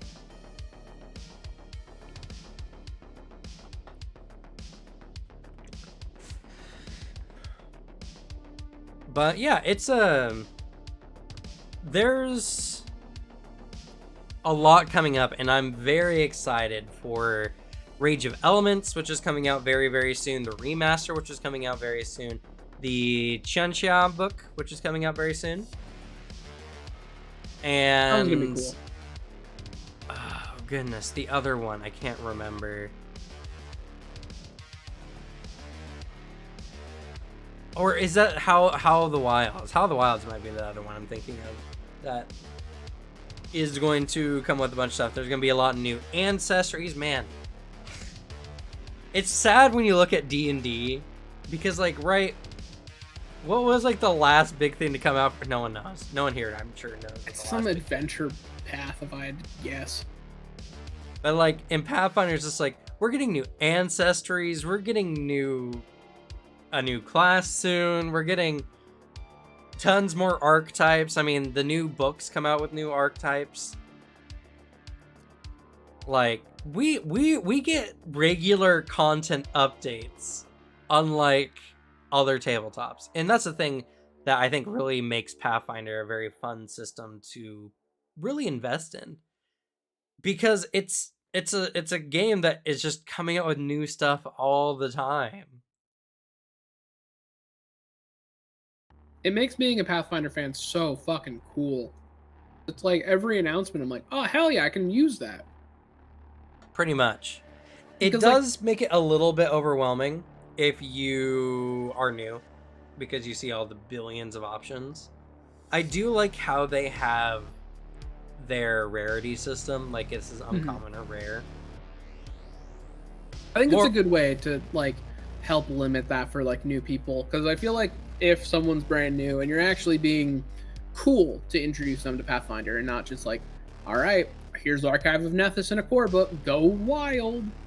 Like, instead, if you're like, hey, okay, we can work on making you a new character, I would personally say you should ignore like Witch and Alchemist and like just give them a few classes to ignore, or Oracle or whatever. Just like, hey, just maybe don't look into these ones.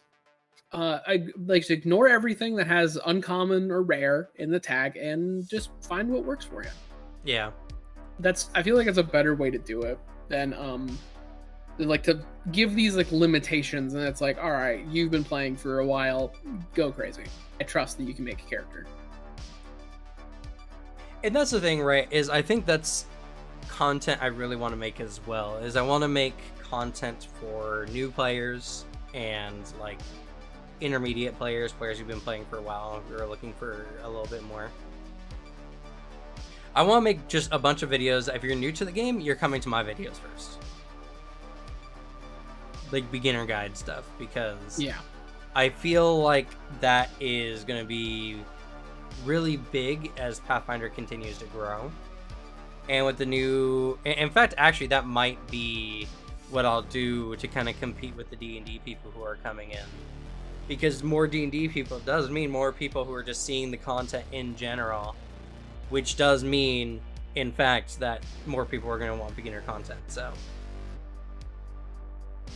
it'll be kind of filling the, like, a new need for beginner content means that working on that content has more value. But I don't know.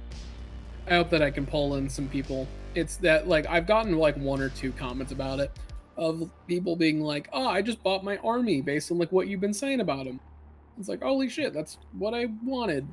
I want people to get into this hobby I enjoy.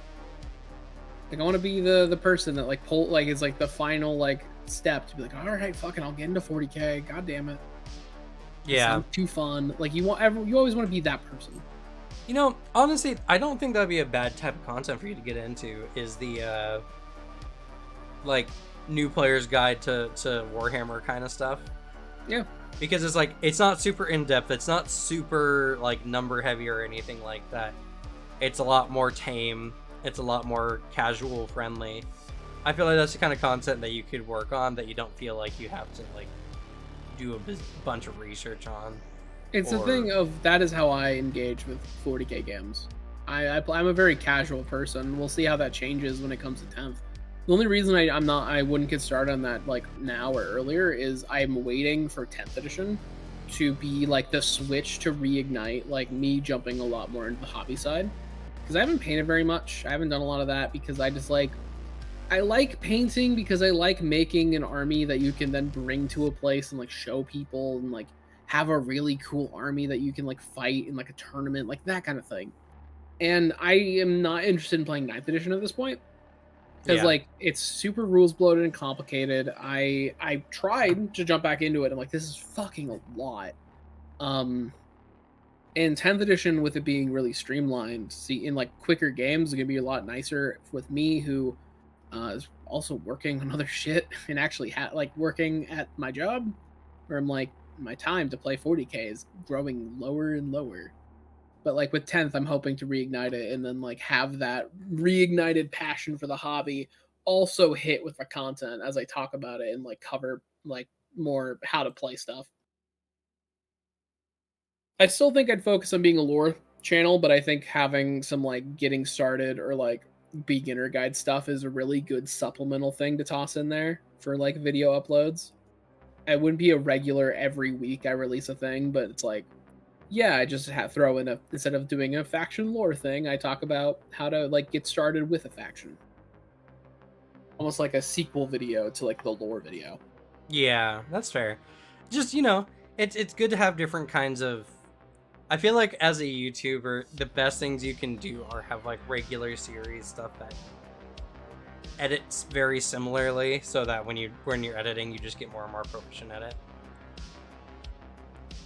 Frizz has been doing really, really good. Frizz honestly deserves so much more than he's been getting, for sure. I hope that his content really blows up, and I would love to, you know, shout out his content more and more if I get bigger as well. So it's I feel like there's just a bigger need for casual friendly stuff, especially when it comes to something like Warhammer or Pathfinder, because more people in the hobby just makes the hobby better overall.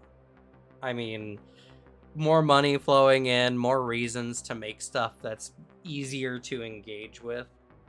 And it's not that even it needs to replace complexity to do so. It's actually a very complex thing to take a game like Warhammer and streamline it. Yeah, that's a lot of fucking work, and it's people who are it's something that's annoying, especially for today, because today they legends some models, specifically some Horus Heresy stuff, because there's some like unique Horus Heresy dreadnoughts and tanks. I think it's the Kratos tank and like this other big dreadnought, and they're also really fucking strong, and they're dominating the competitive scene. Like, you build your list around these like 3 models kind of thing. Right. And they legends it, and they're like, they're deciding for 10th edition, hey, Horus Heresy stuff's gonna stick more into Horus Heresy and like 40k and 40k. Like, these aren't gonna be transferable as much, and also we're gonna update your rules. Like, here are your updated 10th edition rules, but these are legends and not allowed at like our open tournaments. Like, our official tournaments are not allowed. It's up to the store owner if they want to have their local tournaments run it. And other than that, like, just like any other Legends model, you can run them in friendlies. And people are like insulting them, like, lazy designers. This design team is so lazy. And it's like, that's not what they're doing. Like, there's a reason for it. You can disagree or agree with it. I think like you could probably find a way to make it work. I don't think it's always the best decision. And I think you could very cynically call it a move to force people who play both games to actually like buy different models for both games. I think it's cynically, you can view it as like that kind of business move, but like, it's also not the end of the world. And also, if there are 3 models dominating competitive scene, like, you should do something about that, because that's kind of egregious and boring. Yeah. Yeah, and so that's why the thing is like, if you make a game more balanced, less like a, if you know the secret code, you can break the game kind of stuff, it makes it better overall. And that's brought on by having a bigger casual audience, because you're going to have more people coming in who are not super familiar with the dark secrets of, you know, whatever game you're playing, who are complaining about, like, I hate that I have to do it this way or that way. Mm-hmm.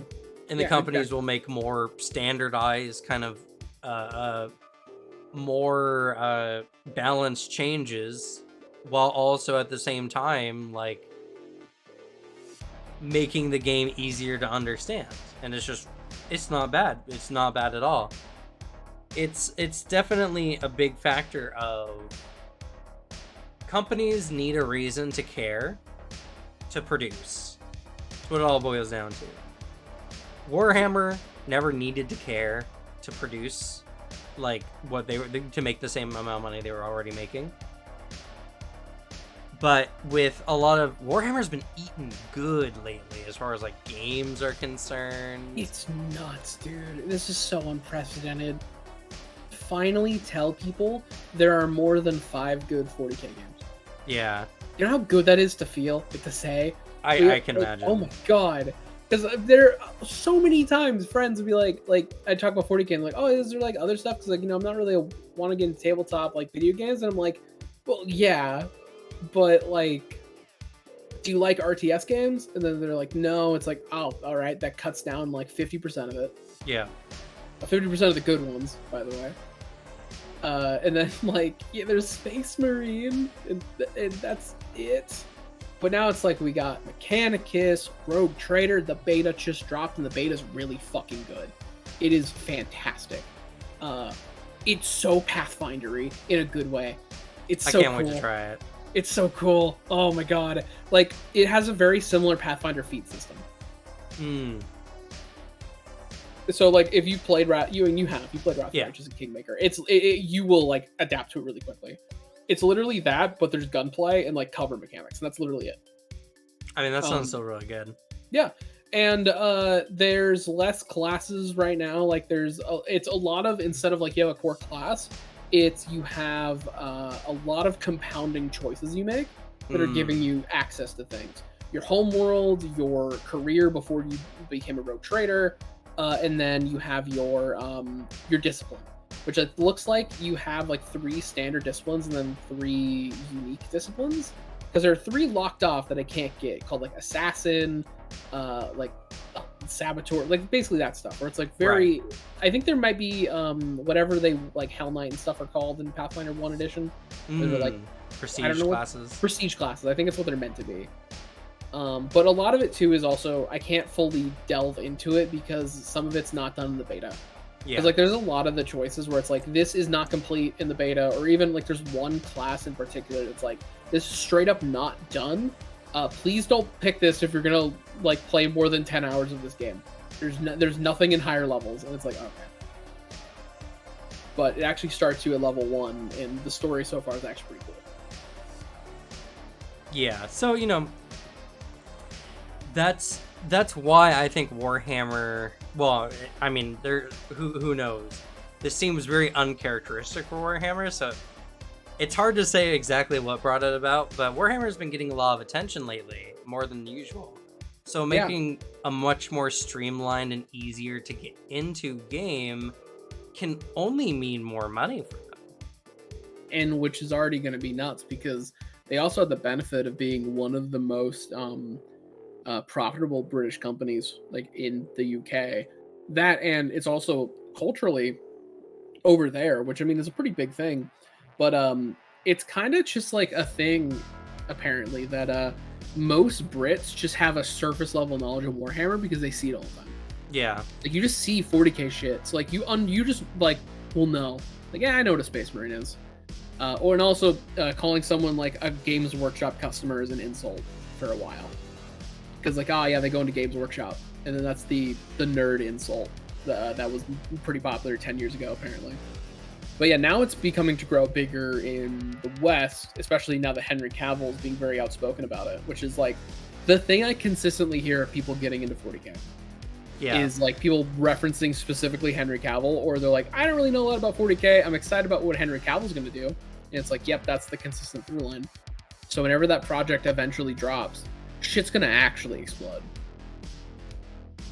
So, you know, I just think that casual content is necessary, mandatory nowadays, you know. And if you can be the person to facilitate that for whatever you're in, Pathfinder, Warhammer, whatever, I think it's going to be good. I think it's going to be a really huge thing, and it's only good for the games and industries that they're in. And the best part is, if you like older versions of Warhammer, it's not like their books are gone. You can still track them down. You can still play 9th edition. You can still play 8th edition after 10th comes out. Yeah, those books are super fun. I don't know why in the world you'd want to play 8th edition of all editions. Yeah. 8th But edition was very boring. some people will like that kind of stuff. You know what I mean? Yeah.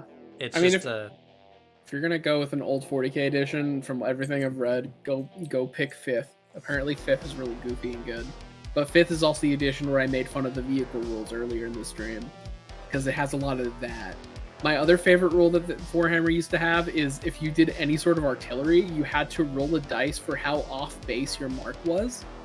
You put a marker down, and then you have to like roll a dice to see how accurate your shot was, and then like old editions you had to have a fucking protractor, and then you have to like measure the angle that it goes off base. So like if you're artillery firing too close to your men, you might bomb your own unit that's over there, like on accident. It's like shit like that, where it's like it's so like war gamey. And vehicles like armor class were based on where you were shooting it from, the direction of it, because every vehicle had different like stats based on like, oh, the side plating, the front plating, like all that. It's very complicated and cool, but I wouldn't play it very much if I wouldn't learn it and go play it. It'd be like I'll do it once to try it out. Yeah, exactly. Like if I had a friend who'd like, oh yeah, I'm super good in 5th edition. It's like, yeah, I'll try out 5th edition with you. But like, it's one of those things where it's like, with Warhammer, I think it's harder to do something that in depth because it's like, well, I guess take a picture and we'll reset up all our pieces next time because we just spent 6 hours and the battle's half over. Yeah, especially like if you're in the beginning. And yeah, exactly, Dead Phoenix. Like that would be super cool in a video game that is literally a recreation of what it is to play the tabletop, which I'm also surprised isn't a thing yet. Maybe because they don't want to put out a product that is like directly replaces what the physical game is, but I don't know.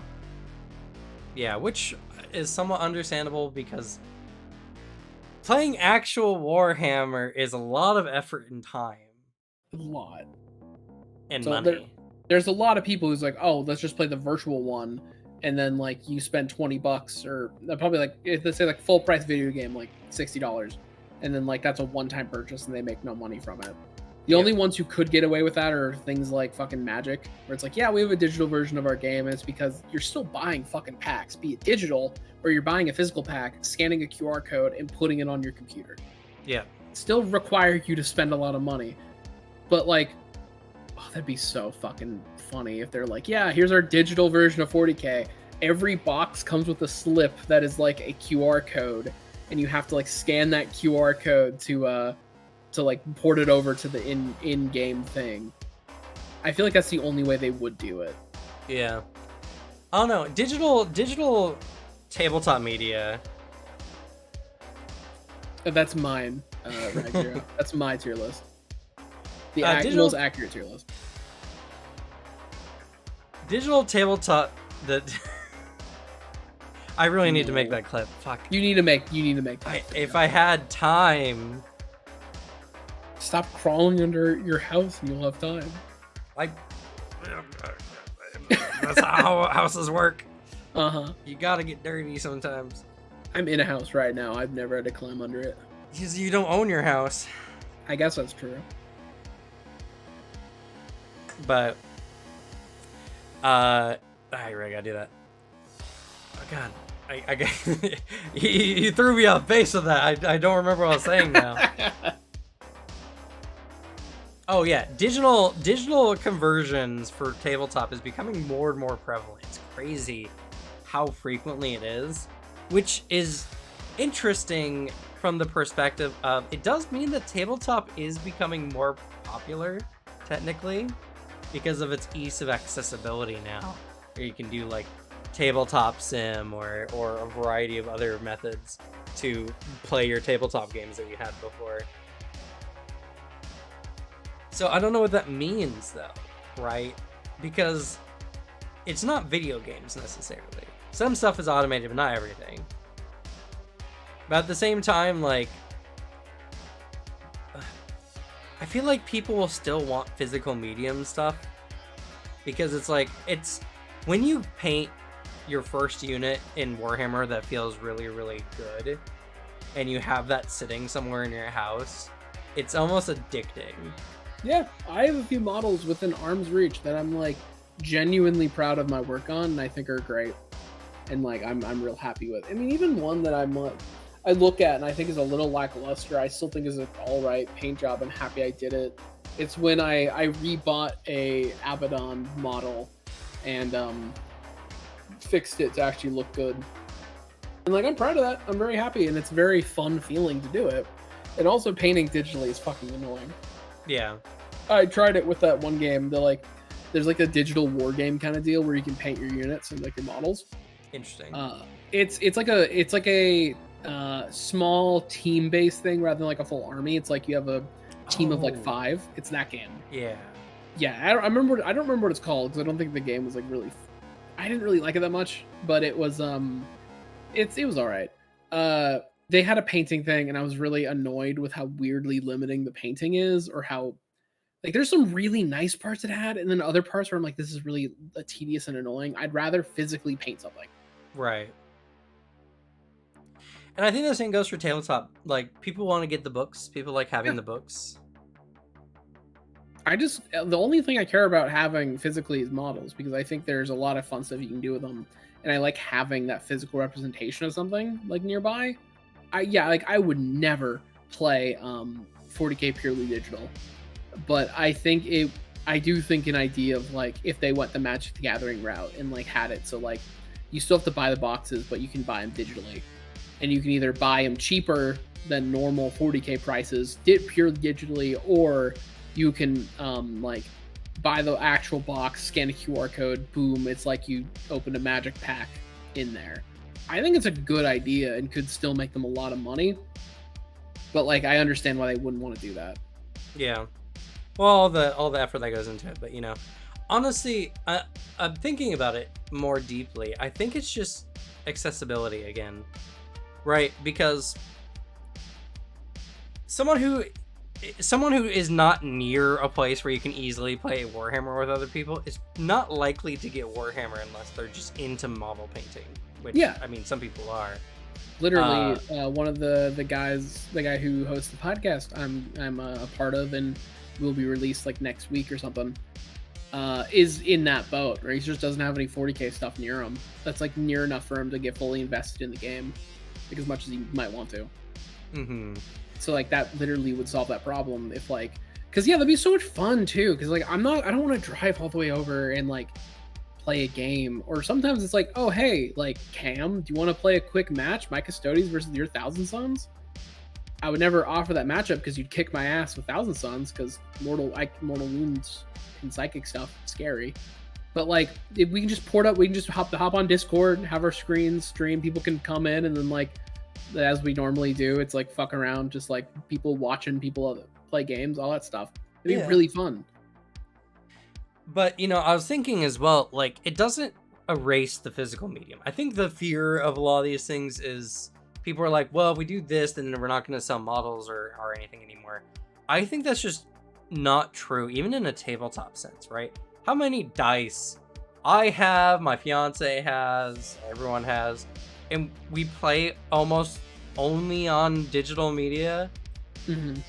Shows that we still like having those kind of things. And the part is, if we lived closer to each other, if there was something we did more in person, that would reignite desire to buy physical medium stuff. So I think having digital media for tabletop games is good because it increases accessibility for them, like having free rules for Pathfinder, for instance. But if you then get into a situation where you're going to someone's house, you're still actually more likely to just go buy physical medium stuff for a physical meetup with people, because, you know, then you can have your dice that you can show off, or your models that you can show off. You can have your rule book, so you don't have to carry like your laptop with you or anything, and it's just more convenient. Like, I do think that honestly, digital media making tabletop in general more accessible is actually only a good thing. That doesn't take away from the physical versions of it, because if you are like, I think people have forgotten since COVID how fun it is to do like in-person tabletop stuff, because everyone sees it like online. But if you watch like Critical Role, Dimension 20, everything like that, you see the models, you see the table that they're at, and the scene setting and everything. You know they're having fun there. You know it's probably sick sitting there looking at the table and having that physical kind of contact with it. Yeah, and as much as I say like I would love a digital 40K like game, if I'm being all honest with myself, I'd still prefer in person. I would still, the only people I'd play digital tabletop with would be like our friend group, right? Because that's what I do in other like competitive games. I don't play randos. I don't like doing that. Like maybe I do it for a little bit and like rank up and like ranked 40K digital. Like I don't think I do it as much.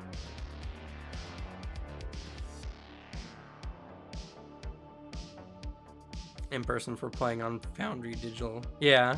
Just recreate your taste. Fair. Yeah, I mean, I think really that people just don't fully understand how different in person is, because it's hard, right? We're living in the digital age where your average friend, like, distance from where you live is getting further and further away. On average, I think my friends live a state away. Like a state and a half away, on average. Yeah. My closest friends being 200 to 300 miles away. You are pretty far from me. That's true. I'm you're like in the middle of Washington. I'm off in a corner now. Yeah, I think no, actually, I don't think the distance has changed too much. It still takes me like 3 hours to get to wherever you're living. It should be about 4-ish. Because that's how long it takes my family to get over here, and they live in Wenatchee, which is pretty much equidistant. I mean, I think we looked at this and it was a little farther. Because I just have a better pass, is all it is. I have a better shot to the pass than Wenatchee does, apparently. Yeah, I mean, and so it's just like, digital media is, in fact, the only way some people can actually do the kind of hobbies that we enjoy nowadays. But, you know, when everyone comes in July to the house to do our thing, and we have an air conditioner now, so no concerns, livable space. I would just get a hotel in Canada if you didn't have an AC. Unironically. Because I would get too grumpy and irritable, because I just get really irritable when it's hot. Yeah, trust me. I'm a little toasty right now. Oh, but I'm tired, so I'll probably install the thing tomorrow morning, probably. But it's definitely. But when we do that, and we record it, you're gonna see, and I guarantee, I think everyone's gonna be more immersed. I think the overall experience is gonna be better in person. Mm-hmm. I agree. And so that's why, honestly, if Warhammer did release a virtual version of their game, I think that it wouldn't change a whole lot. More people would be getting the virtual version and trying the game out. But people who love the tournaments, people who love in-person stuff, people who have those stores nearby who play Warhammer are still going to be there. Yeah. I'm lucky that I have a very cool 40K community in my area. Not everyone has that. Honestly, if you didn't, you probably wouldn't be into Warhammer. Nope. I would have given up very easily. So, you know, it's at the same time, how fucking amazing is that you can keep regular contact with each other, even play stuff like TTRPG. Shit's wild from someone who remembers before the internet. Yeah, I mean, tabletop stuff wasn't even online until the 2010s, mid 2010s. Like, when did Roll20 come out? Because that's about when it started.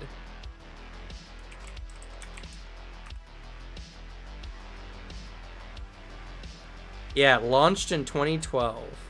Hmm. So it's only been not even like maybe a decade. Probably not even. I doubt it was super big when it first came out. Probably took a while. For digital tabletop to even really be a thing, which is crazy to think of how big tabletop is nowadays. Yeah, because like I imagine I didn't see a lot of people being like digital D&D stuff because there were people that did. There was Yeah. some actual play like podcast stuff who were very clearly remote and at their desk with their setup. But like it wasn't as big of a thing. People being like, "Yeah, I hop in my Discord, we play D&D on Roll20." It wasn't. I mean, that wasn't a major thing until it feels like a bit before COVID. And then COVID made everything spike. Everyone jumped to those platforms because they were available. And it's kind of like ordering food, right? DoorDash and everything got huge during COVID time because people didn't want to go out. And now there's a lot of people out who are now like trying to wean themselves off from DoorDash and stuff because of just how convenient it is. I've had to do that because it's too much money, and I'm like, I should just go. I should just go like drive. Yeah. I can just go there. We have to now because we don't get DoorDash out where we live. Ah, fair. So, yeah. But I mean, I think that's a good thing. It makes getting food cheaper in the end. It's cheaper, and because like yeah, you're like, oh, it's so convenient. You're paying for the convenience. Yeah. So, excuse me. It's like when I want to be peak lazy, and I'm like, yeah, let me just order food from Jack in the Box. Jack in the Box is 5 minutes away from me. Yeah. It is so easy to go there. Right. And anytime I do, it's like, yeah, I'm paying for the convenience of not going out my door. I'm not going to get my food any faster. Because most likely they're going to hit other houses before mine. So, like, the things I want aren't going to be hot. Like, I could just drive over there, come back. It's still, like, fresh hot because of how quick the drive is. But I also feel like physical stuff is going to actually start coming in vogue more soon. Because, like, some big conventions were canceled this year. And there's a lot of people who are, like, foaming at the mouth. Like, I want to go to a convention so badly. Because conventions are fun. You get the con cred, which sucks sometimes. But, like, being at an actual convention is pretty lit. And I feel like... Go ahead. I really want the money to go to some 40k related or, like, war game related con. Hopefully one in my area, but, like, I'd love to go to, like, a Warhammer convention. Something like that. I really want to go to a Paizocon again. I actually really enjoyed myself last time. I also want to go to Paizocon. I wish I could have gone with you. Yeah. So, you know, like, I do feel like even things like arcades will probably start... Like, people I think are going to start getting sick of being at home all the time. And are going to want to go out and do things. So, you know... I guess it's just... Everything is just to reinforce my point that digital media is great for the convenience, but I don't think physical tabletop will ever go anywhere. Yeah. I also hope that you're right. I hope that does happen because, like, the other extent of it that I want back is I want teenagers to be able to exist in public without it being a crime of some sort. Right, yeah. Because that's so, like, annoying that, like, as the years go, because I was, like, at, like, the kind of when it was starting to really hit. At least that's what it felt like with when I was in middle school and high school. It's like, well, what can we do? Oh, these places we go to got shut down, or, like, there's a chance that, like, we're gonna get, like, some sort of what is it, the mall cop, like when you're just standing around a place, loitering. Some loitering charge for hanging out the mall because that's all we fucking had in our area. It's like the only time we could go out and go somewhere eventually, like near the end of high school, it turned into we have to go to Seattle if we wanted to go do something. Which obviously, you know, like, that's an expensive trip for high schoolers on minimum wage to go do. But, like, yeah, that's the annoying part. I would love it if physical areas came back, like more arcade stuff. Because, like, I love going to arcades. Yeah. There's some really cool ones in like giant arcades in Seattle that are super fun. Yeah, like more bowling alleys, more skating rinks, all that kind of Yeah. stuff. I really want that stuff to come back. I want a reason to get out of the house a little bit more often than just to like exercise or whatever. The only thing I have now, well, it's if I wasn't a 40K fan, is like, hey, want to go see a movie at the movie theater? Yeah. That'd be literally it. Well, you also live in Ellensburg, so That doesn't know. there's not a lot there unless you like rodeo. I hate the rodeo. Then you're SOL, my friend. Yeah. But where we live, like I live near Bellingham, like 30 minutes from Bellingham, and there's a lot of stuff there. It's always been a very like active place with the college nearby, and there's all kinds of really cool places. I mean to go explore at some point soon to see if there's any like fun like game stores or anything that can be little hangouts. Because I've made it this move. I want to like get out more. I want to not be stuck in the house all the time, and I really want to start like enjoying life, rather than just being on the internet. And obviously, I'm still gonna be on the internet like a ton of the times. That's not gonna change necessarily, but more frequent visits outside of that. And before we end today, because we're running a little over now, how was your getting together with the dude for the podcast? Oh, dude, that was so fucking fun. I'm actually very excited for when it drops because which it's gonna drop. Apparently, I was told on June 10th is when it's gonna drop. I really think it's fun. The guy who has that channel, Voxcast to Nowhere, he is a really cool dude, and he's one of those people where you meet and it's like that thing where you immediately can just like talk.